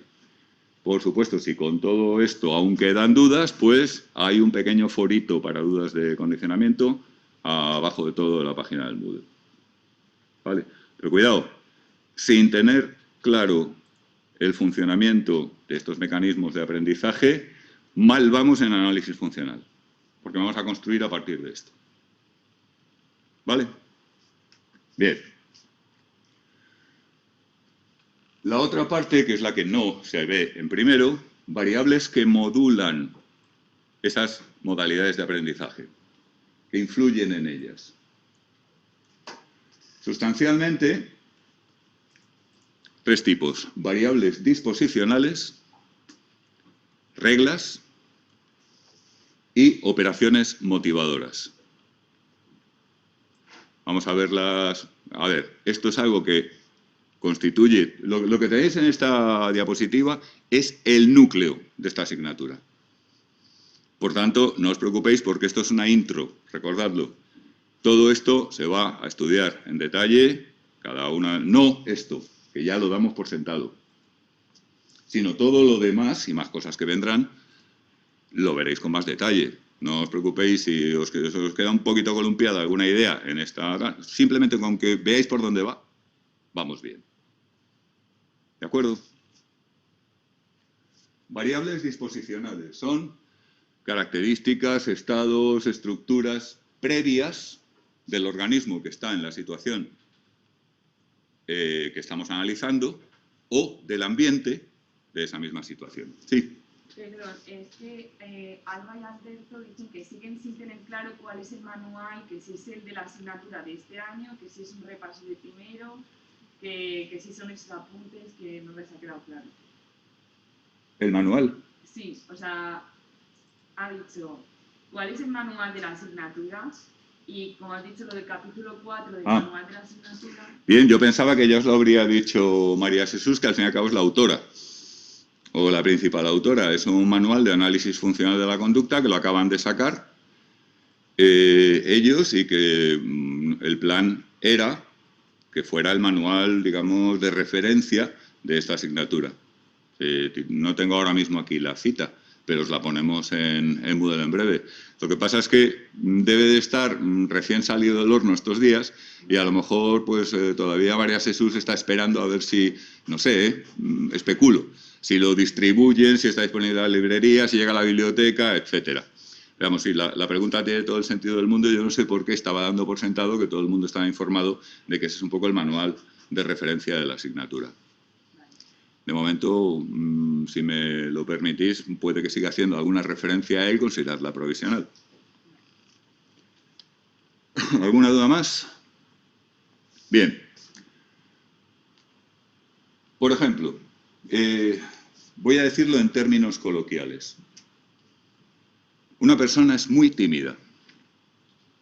Si estuviera aquí María Jesús me pegaría con el zapato, me tiraría cosas y tal, porque como un psicólogo va a decir una cosa tan... atribuir un estado y una ontología... Es por entendernos, ¿vale?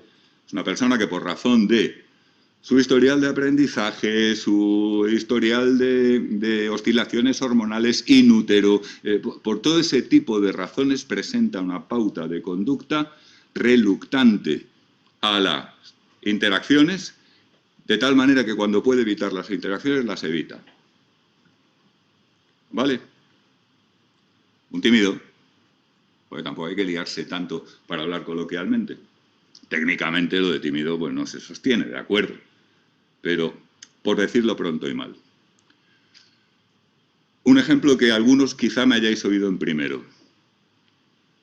Una persona hace una pregunta. Tú no cuentas porque estás de interlocutora de todos tus compañeros, entonces probablemente no sé. Pero una persona al azar hace una pregunta en clase. Entonces, yo que soy el profesor digo, participación, voy a reforzar esa conducta.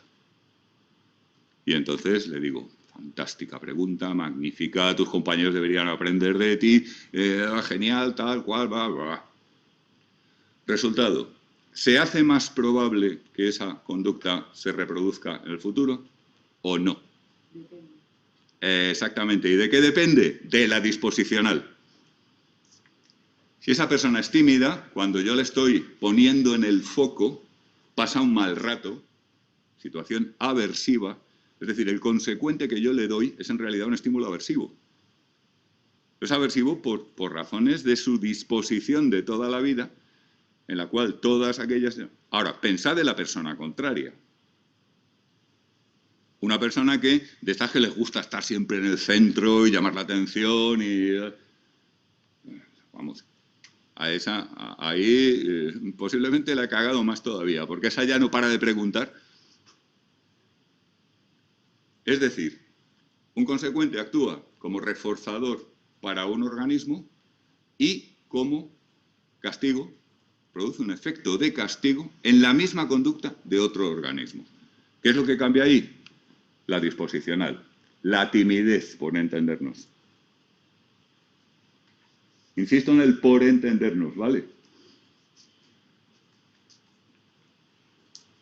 Típicamente, perdón, no sé si le he dado a alguien. Las disposicionales incrementan o decrementan el valor de un discriminativo. Si tú eres una persona que tiene de toda la vida unas determinadas preferencias, preferencias en el sentido de que tiendes en circunstancias de contingencias abiertas a elegir, pues vas a percatarte mejor de ciertos estímulos. Si ese estímulo es un discriminativo de una cadena operante, pues es más probable que entres por ahí, realices la conducta y recibas el consecuente. ¿Se entiende? Somos más reactivos a unos o a otros estímulos por razones de nuestra historia personal, de nuestra... ser cosas hasta como la edad, como el género, como 100.000 cosas. Son cosas que nos hacen más o menos reactivas a un estímulo discriminativo. Como en el ejemplo que poníamos, incrementan o decrementan el valor del consecuente. Una persona a la que nadie en su vida le ha hecho ni puto caso, es más probable que un consecuente que consista en prestarle atención surta un efecto más fuerte como reforzador que una persona que está acostumbrada a ser el rey del mambo y que todo el mundo esté pendiente de ella y de tal, del típico niño mimado. ¿Se entiende? Es decir, altera el valor, la capacidad de producir cambios del consecuente. O hacen más o menos probable una determinada morfología de conducta. Volvamos al ejemplo de la timidez, ya que he pecado diciendo un término tan obsceno, pues no tengo que repetirlo con otro. Una persona va a comprar pescado. La conducta es comprar pescado, definida funcionalmente, ya veremos cómo va todo esto. La conducta se verifica si y solo si esa persona después tiene un poco menos de dinero y un poco más de pescado. Eso significa que ha comprado pescado. ¿Cómo puede comprar pescado? Bueno, pues puede irse al mostrador de la pescadería. ¿Qué pasa, Paco? ¿Qué tienes hoy? Pues tengo unos salmonetes muy buenos de... Ah, pues no sé, es que salmonetes, ¿tienes pescadilla? O bien, puede irse al vial refrigerado, coger una bandejita en la que ya hay pescado cortado y pagarlo en caja. Dos morfologías para la misma conducta. El efecto es el mismo. Tiene un poco menos de dinero y un poco más de pescado. Ha comprado pescado, por tanto. ¿De acuerdo? Pues bien, nuestra persona tímida es más probable que adopte la segunda morfología. Y nuestra persona más extrovertida, otra obscenidad, es más probable que adopte la primera morfología. ¿Por qué? Pues no porque haya algún tipo de aprendizaje expreso en esa situación de una morfología o de la otra, sino simplemente porque hay una variable disposicional que le hace más propenso a una morfología o a la otra. ¿Se entiende? Bueno, esto, como os podéis imaginar, es un mundo. Es decir, las variables disposicionales, cuando uno llega a una situación en la que hay por ejemplo, una contingencia de refuerzo, pues uno ya trae puesto todo su historial de aprendizaje, trae puestos todas sus características personales, el ambiente tiene sus propias características que hacen más... Por eso decimos que una variable disposicional no es que cree una contingencia, pero la modula. Hace que el funcionamiento de esa contingencia pueda variar, en el sentido de reforzar más o menos, en el sentido de que el discriminativo sea más o menos saliente y, por tanto, captable, etcétera, etcétera. ¿Visto? Muy tentativamente, porque es muy difícil hacer una clasificación de esto, si os fijáis, alguien podría decir que una buena clasificación de las variables disposicionales sería una buena teoría psicológica por sí misma. Pero, en fin, no entremos en Honduras. Algunas son biológicas, otras son psicológicas. Biológicas, pues eso, la edad, el estado de salud. si tienes cierto problema de movilidad o no lo tienes, la fuerza física, ¿se entiende? Cuando era, bueno, en realidad lo sigo siendo, pero cuando podía ejercer como instructor de buceo, yo siempre solía decir que prefiero 1000 veces llevar en guía a buceadoras que a buceadores.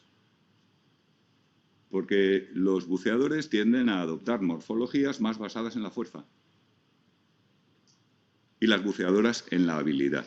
Esto por término medio, por supuesto. Hay de todo. Ahí luego viene la típica mostrenca que... Pero en general es así. Y los peores de todos, los mazaos. O sea, un buceador mazao sabes que se te va a quedar sin aire en 20 minutos como mucho. Porque intenta realizar las conductas con una morfología muy basada en la fuerza. ¿Por qué? Porque toda su vida lo ha hecho y le ha ido bien. Es su historial de aprendizaje, es una disposicional. Esto no significa que los buceadores sean todos gilipollas y que las buceadoras sean todas listas. No. Esto significa que hay una tendencia mayor de las personas que tienen más fuerza física a usarla y de las personas que tienen más habilidad. Ya habréis estudiado sin duda que en el desarrollo infantil la motricidad fina, las mujeres van muy por encima siempre de los hombres. Pues han tendido a usar más cosas finas que en el agua funcionan muchísimo mejor que la fuerza, porque la fuerza del mazao más mazao, puertas de discoteca, es tan ridícula como la de una cucaracha. O sea, no, estamos hablando de otra escala. Entonces, claro, si vienes aquí a resolver las cosas con morfologías basadas en la fuerza, mal. Lo que interesa es la habilidad. En fin, podríamos seguir poniendo ejemplos hasta el día del juicio por la tarde, pero creo que ya lo habéis captado, ¿no? ¿Alguna duda? Lo mismo, las psicológicas ya hemos puesto ejemplos. Personas con mayor o menor tendencia, por razón de su historial de aprendizaje y de sus antecedentes, o incluso de sus genes, a la interacción con los demás, etcétera. Variables de tipo físico-estructural, esto ya casi más referido al ambiente. Pues pensad, por ejemplo, las conductas relacionadas con la interacción, por seguir con eso, pues son muy distintas en el sur de España o en el sur de Italia que en Noruega. Seguro que no os sorprende que el chat como sistema, el primer sistema de chat, se inventó en los países escandinavos. Porque ellos lo necesitaban más. Hace un frío que pela y no te puedes sacar las sillas, como hacen en los pueblos del sur de España, a la calle para hablar con los vecinos tomando el aire. Que si haces eso, primero te congelas y segundo te comen los osos polares. O sea, son variables, en este caso puramente físicas, del ambiente, que favorecen o dificultan, que en definitiva modulan determinados elementos de las contingencias. Que tengamos unas conductas más probables o menos, unas morfologías más probables o menos, que los reforzadores lo sean más o menos. Un día de sol en determinadas capitales españolas es ¡guau!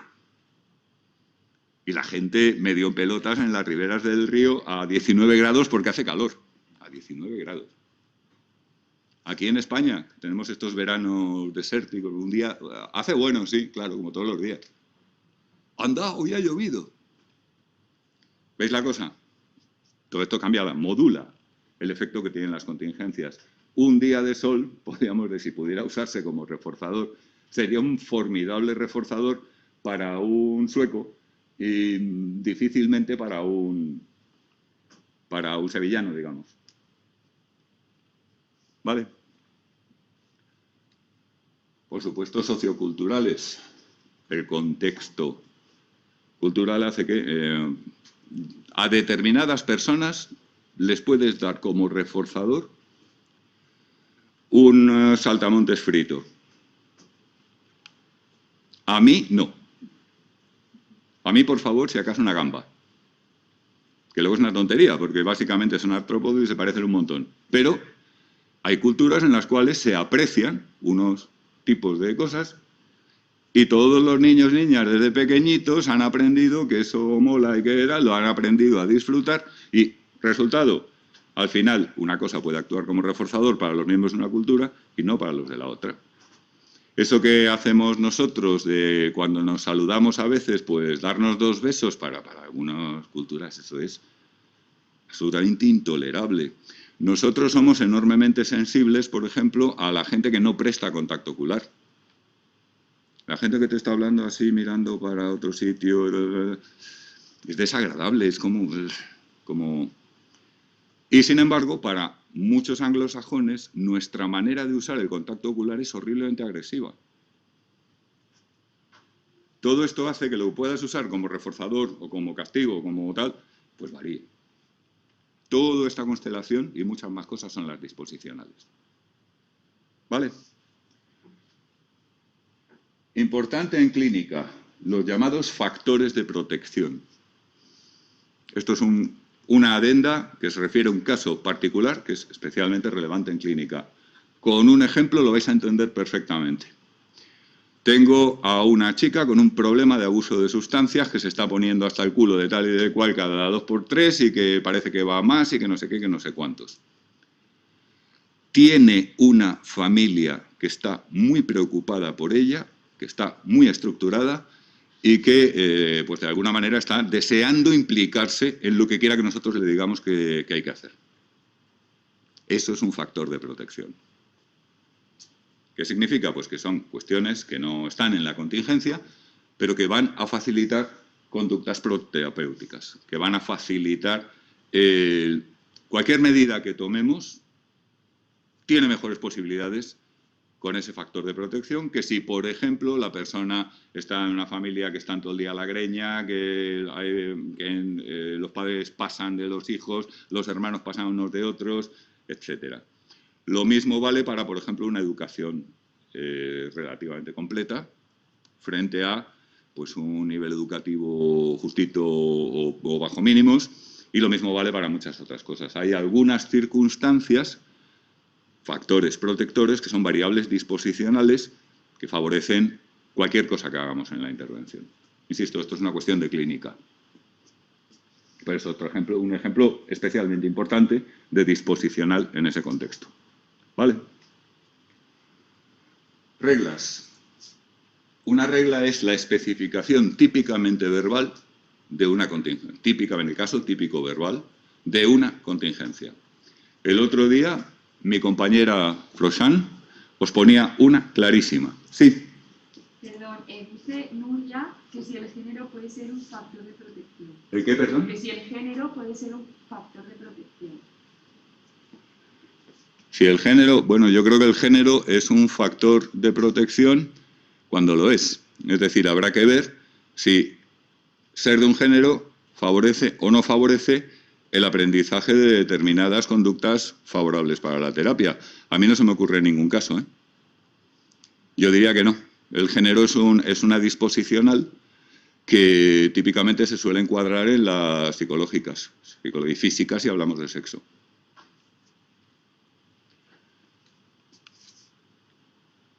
Regla. Os decía el otro día mi compañera Frohan. La puerta cerrada es un discriminativo. Si tú entras en el aula cuando la puerta está cerrada, te voy a meter un chorreo que lo vas a flipar. ¿Lo veis, no? Te está especificando una contingencia. Discriminativo, puerta cerrada. Conducta, entrar en el aula. Consecuente, bronca. ¿Se entiende? Eso es una regla, en este sentido. Una regla es un concepto muy general que tiene otros significados en lógica, en programación, en inteligencia artificial, etc. Lo bueno de una regla es que cuando hablamos con organismos lingüísticos, es decir, seres humanos con suficiente edad y, en definitiva, con capacidad de uso del lenguaje, permiten que una conducta se modifique sin exponerte directamente a la contingencia. Es decir, para aprender que aquí no hay que entrar cuando la puerta está cerrada y está la profesora Frohan, no necesitas pasar por el mal rato de llevarte la bronca, porque ella muy honestamente ya te lo ha dicho en formato regla desde el primer día. Skinner hacía una distinción entre aprendizaje por contingencias directas y aprendizaje por reglas. Mucho de lo que aprendemos los humanos es por reglas. Tú no necesitas quemarte con ciertas cosas para aprender que no hay que tocarlas. En muchos casos te pueden avisar, oye, cuidado que eso, si lo tocas, está caliente. Discriminativo el objeto, su imagen, conducta tocarlo, consecuente quemadura. No tienes, si no estaríamos todos destrozados. Y tuviéramos que aprender todo por nosotros mismos, directamente. Los seres humanos tenemos una gran capacidad de aprendizaje por reglas, que nunca es tan potente como la exposición directa a la contingencia, dicho sea de paso. Porque alguien podía llegar aquí un día, encontrarse la puerta cerrada y decir, yo creo que iba de farol. Entra y raca. Y entonces ya sí que no se vuelve a equivocar. ¿Veis a lo que me refiero, no? Una regla tiene el formato lógico de una implicación material. De la forma sí, entonces. Si se da el discriminativo, entonces la conducta irá seguida del consecuente. Elemental, ¿no? Y esto puede ser más complejo. En el sentido de que puede ser... Fijaos que aquí ya estamos hablando de un discriminativo que lo podemos dividir en dos. El discriminativo es la puerta cerrada y la profesora Frohan. Pero si está la puerta cerrada y la que está dentro no es la profesora Frohan, no está completo el discriminativo. Recordad que un estímulo puede ser muy complejo. Lo mismo vale para todo el resto de la cadena. ¿De acuerdo?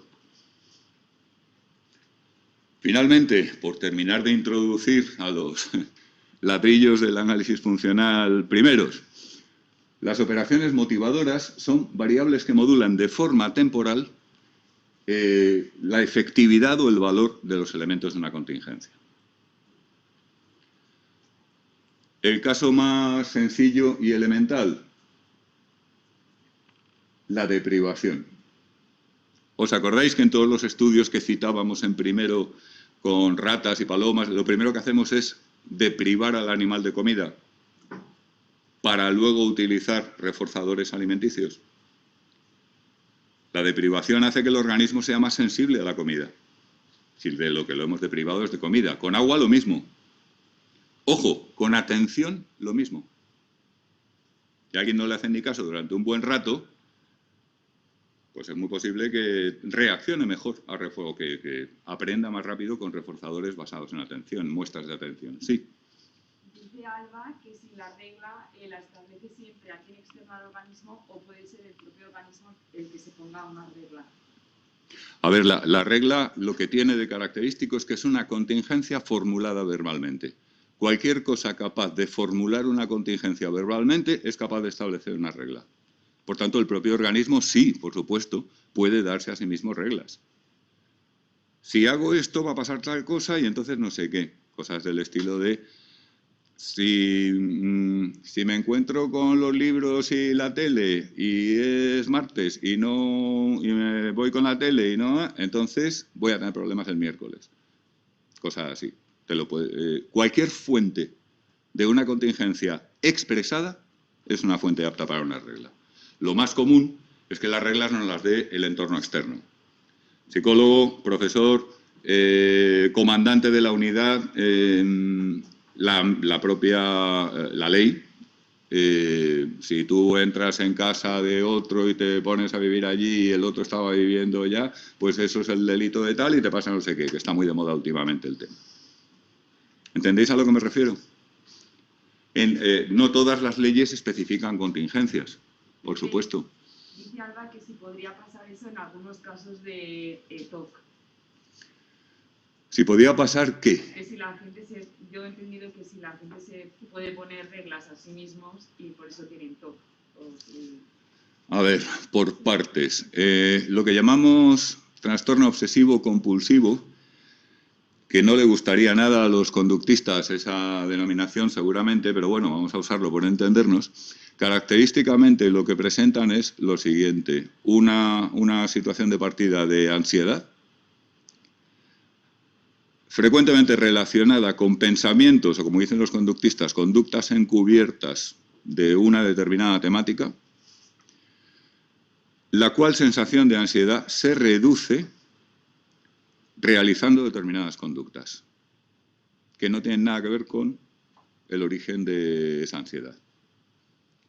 Entonces, como yo tengo mucho miedo de que la humanidad se va a acabar y yo también por culpa del coronavirus, lo que hago es ordenar mis libros todo el rato. La conducta de ordenar mis libros reduce la ansiedad que siento por el coronavirus. Un ejemplo un poco caricaturesco, pero la estructura está ahí. Es un caso clarísimo de una contingencia de refuerzo negativo. Es decir, la conducta se mantiene porque reduce, negativo, la ansiedad. Si puede entrar ahí una regla, pues en origen no lo veo. No se me ocurre. Bote pronto. A lo mejor alguna persona puede decirse a sí misma, venga, si me lavo las manos lo suficiente... No, bueno, no, este no es un buen ejemplo de la situación actual. Hay que lavarse mucho las manos. Todo stock. Si ordeno mis libros todos los días, entonces no me va a afectar el virus. Podría ser, pero no suele estar en el centro del problema. El problema es una cadena clarísima. Pero bueno, dile... No. Me dejas intrigado con esta cuestión, le daré una vuelta. Que gracias. ¿Alguna cosa más? ¿Había una mano por ahí? Vale. Entonces, volviendo a las operaciones motivadoras. Se distingue entre operaciones motivadoras de establecimiento que aumentan, por ejemplo, el valor del consecuente o la saliencia de los discriminativos. Si tú estás deprivado de comida, no solamente es más fácil conseguir reforzarte una conducta usando comida como reforzador, es que además los discriminativos relacionados con la comida no se te van a escapar. Vas a estar viendo pasteles y por todas partes. O cualquier cosa que hayas aprendido que tiene relación con ellos. ¿Se entiende? Estás en un estado de motivación que te hace especialmente sensible a ciertos discriminativos y a ciertos eventos consecuentes. La prueba de refuerzo es un caso es eso que hacen en los hipermercados, que llega alguien con una bandejita y te dice que pruebes algo. Lo que quieren con eso es conseguir que tú te encuentres en la situación en que has recibido el reforzador. Claro, el reforzador es un reforzador por comprar el producto, pero te hacen probar el reforzador. Esto es funcionalmente análogo a cuando en una situación, por ejemplo, clínica, en el momento oportuno tú le dices a tu paciente, imagínate si pudieras, ¿cómo sería si pudieras salir de casa tranquilamente sin tener ninguna ansiedad?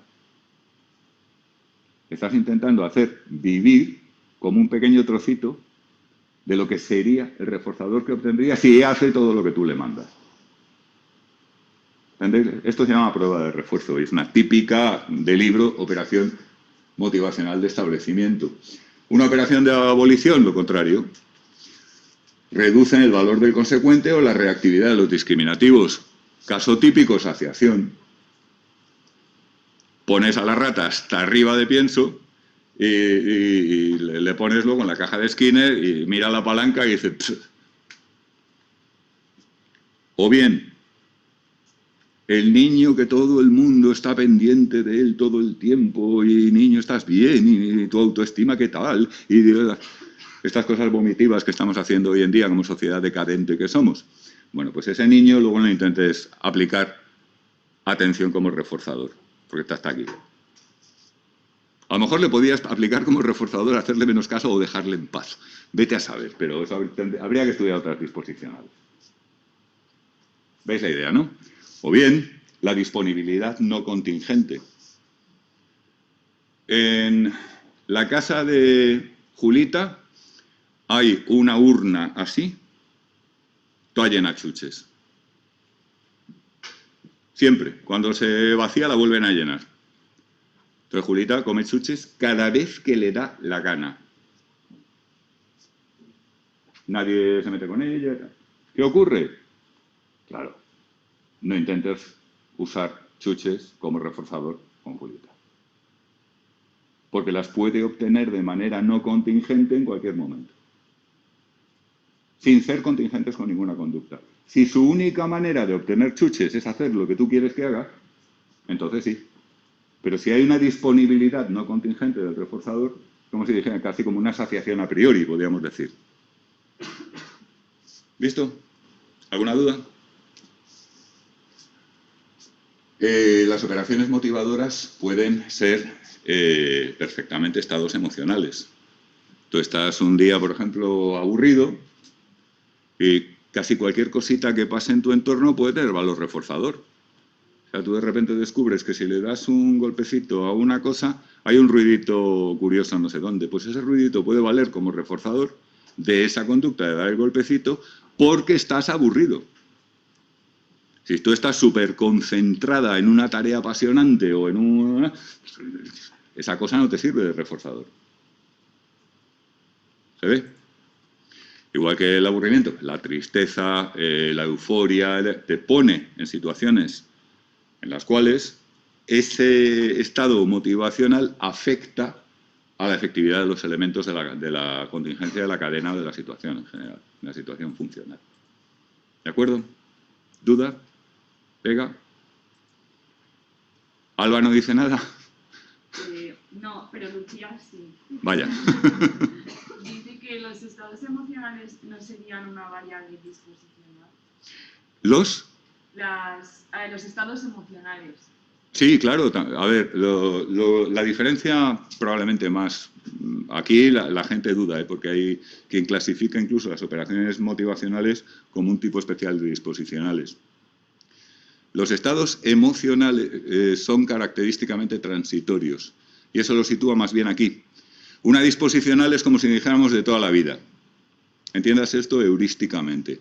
Ahora bien, si tú siempre, permanentemente, durante toda tu vida, estás tristísima, pues entonces lo consideraríamos una disposicional, pero bueno, no durarás mucho porque te acabarás suicidando, supongo. Se ve, ¿no? ¿Alguna pregunta más? ¿De aquí o de compañeros? Tiene que estar Jesús esperando y además se cree que está Chus, entonces no se atreve a entrar. Bueno, lo dejamos aquí por hoy. Ya veremos qué sale de aquí. No sé al final lo que habremos grabado en audio, lo que quedará tal. Por favor, cualquier sugerencia, idea o feedback sobre cómo funciona el tinglado se agradece infinito. ¿Vale? Porque ya veis, estamos todos dando palos de ciego. Gracias. Tomamos un descansillo antes de que venga Jesús, ¿no?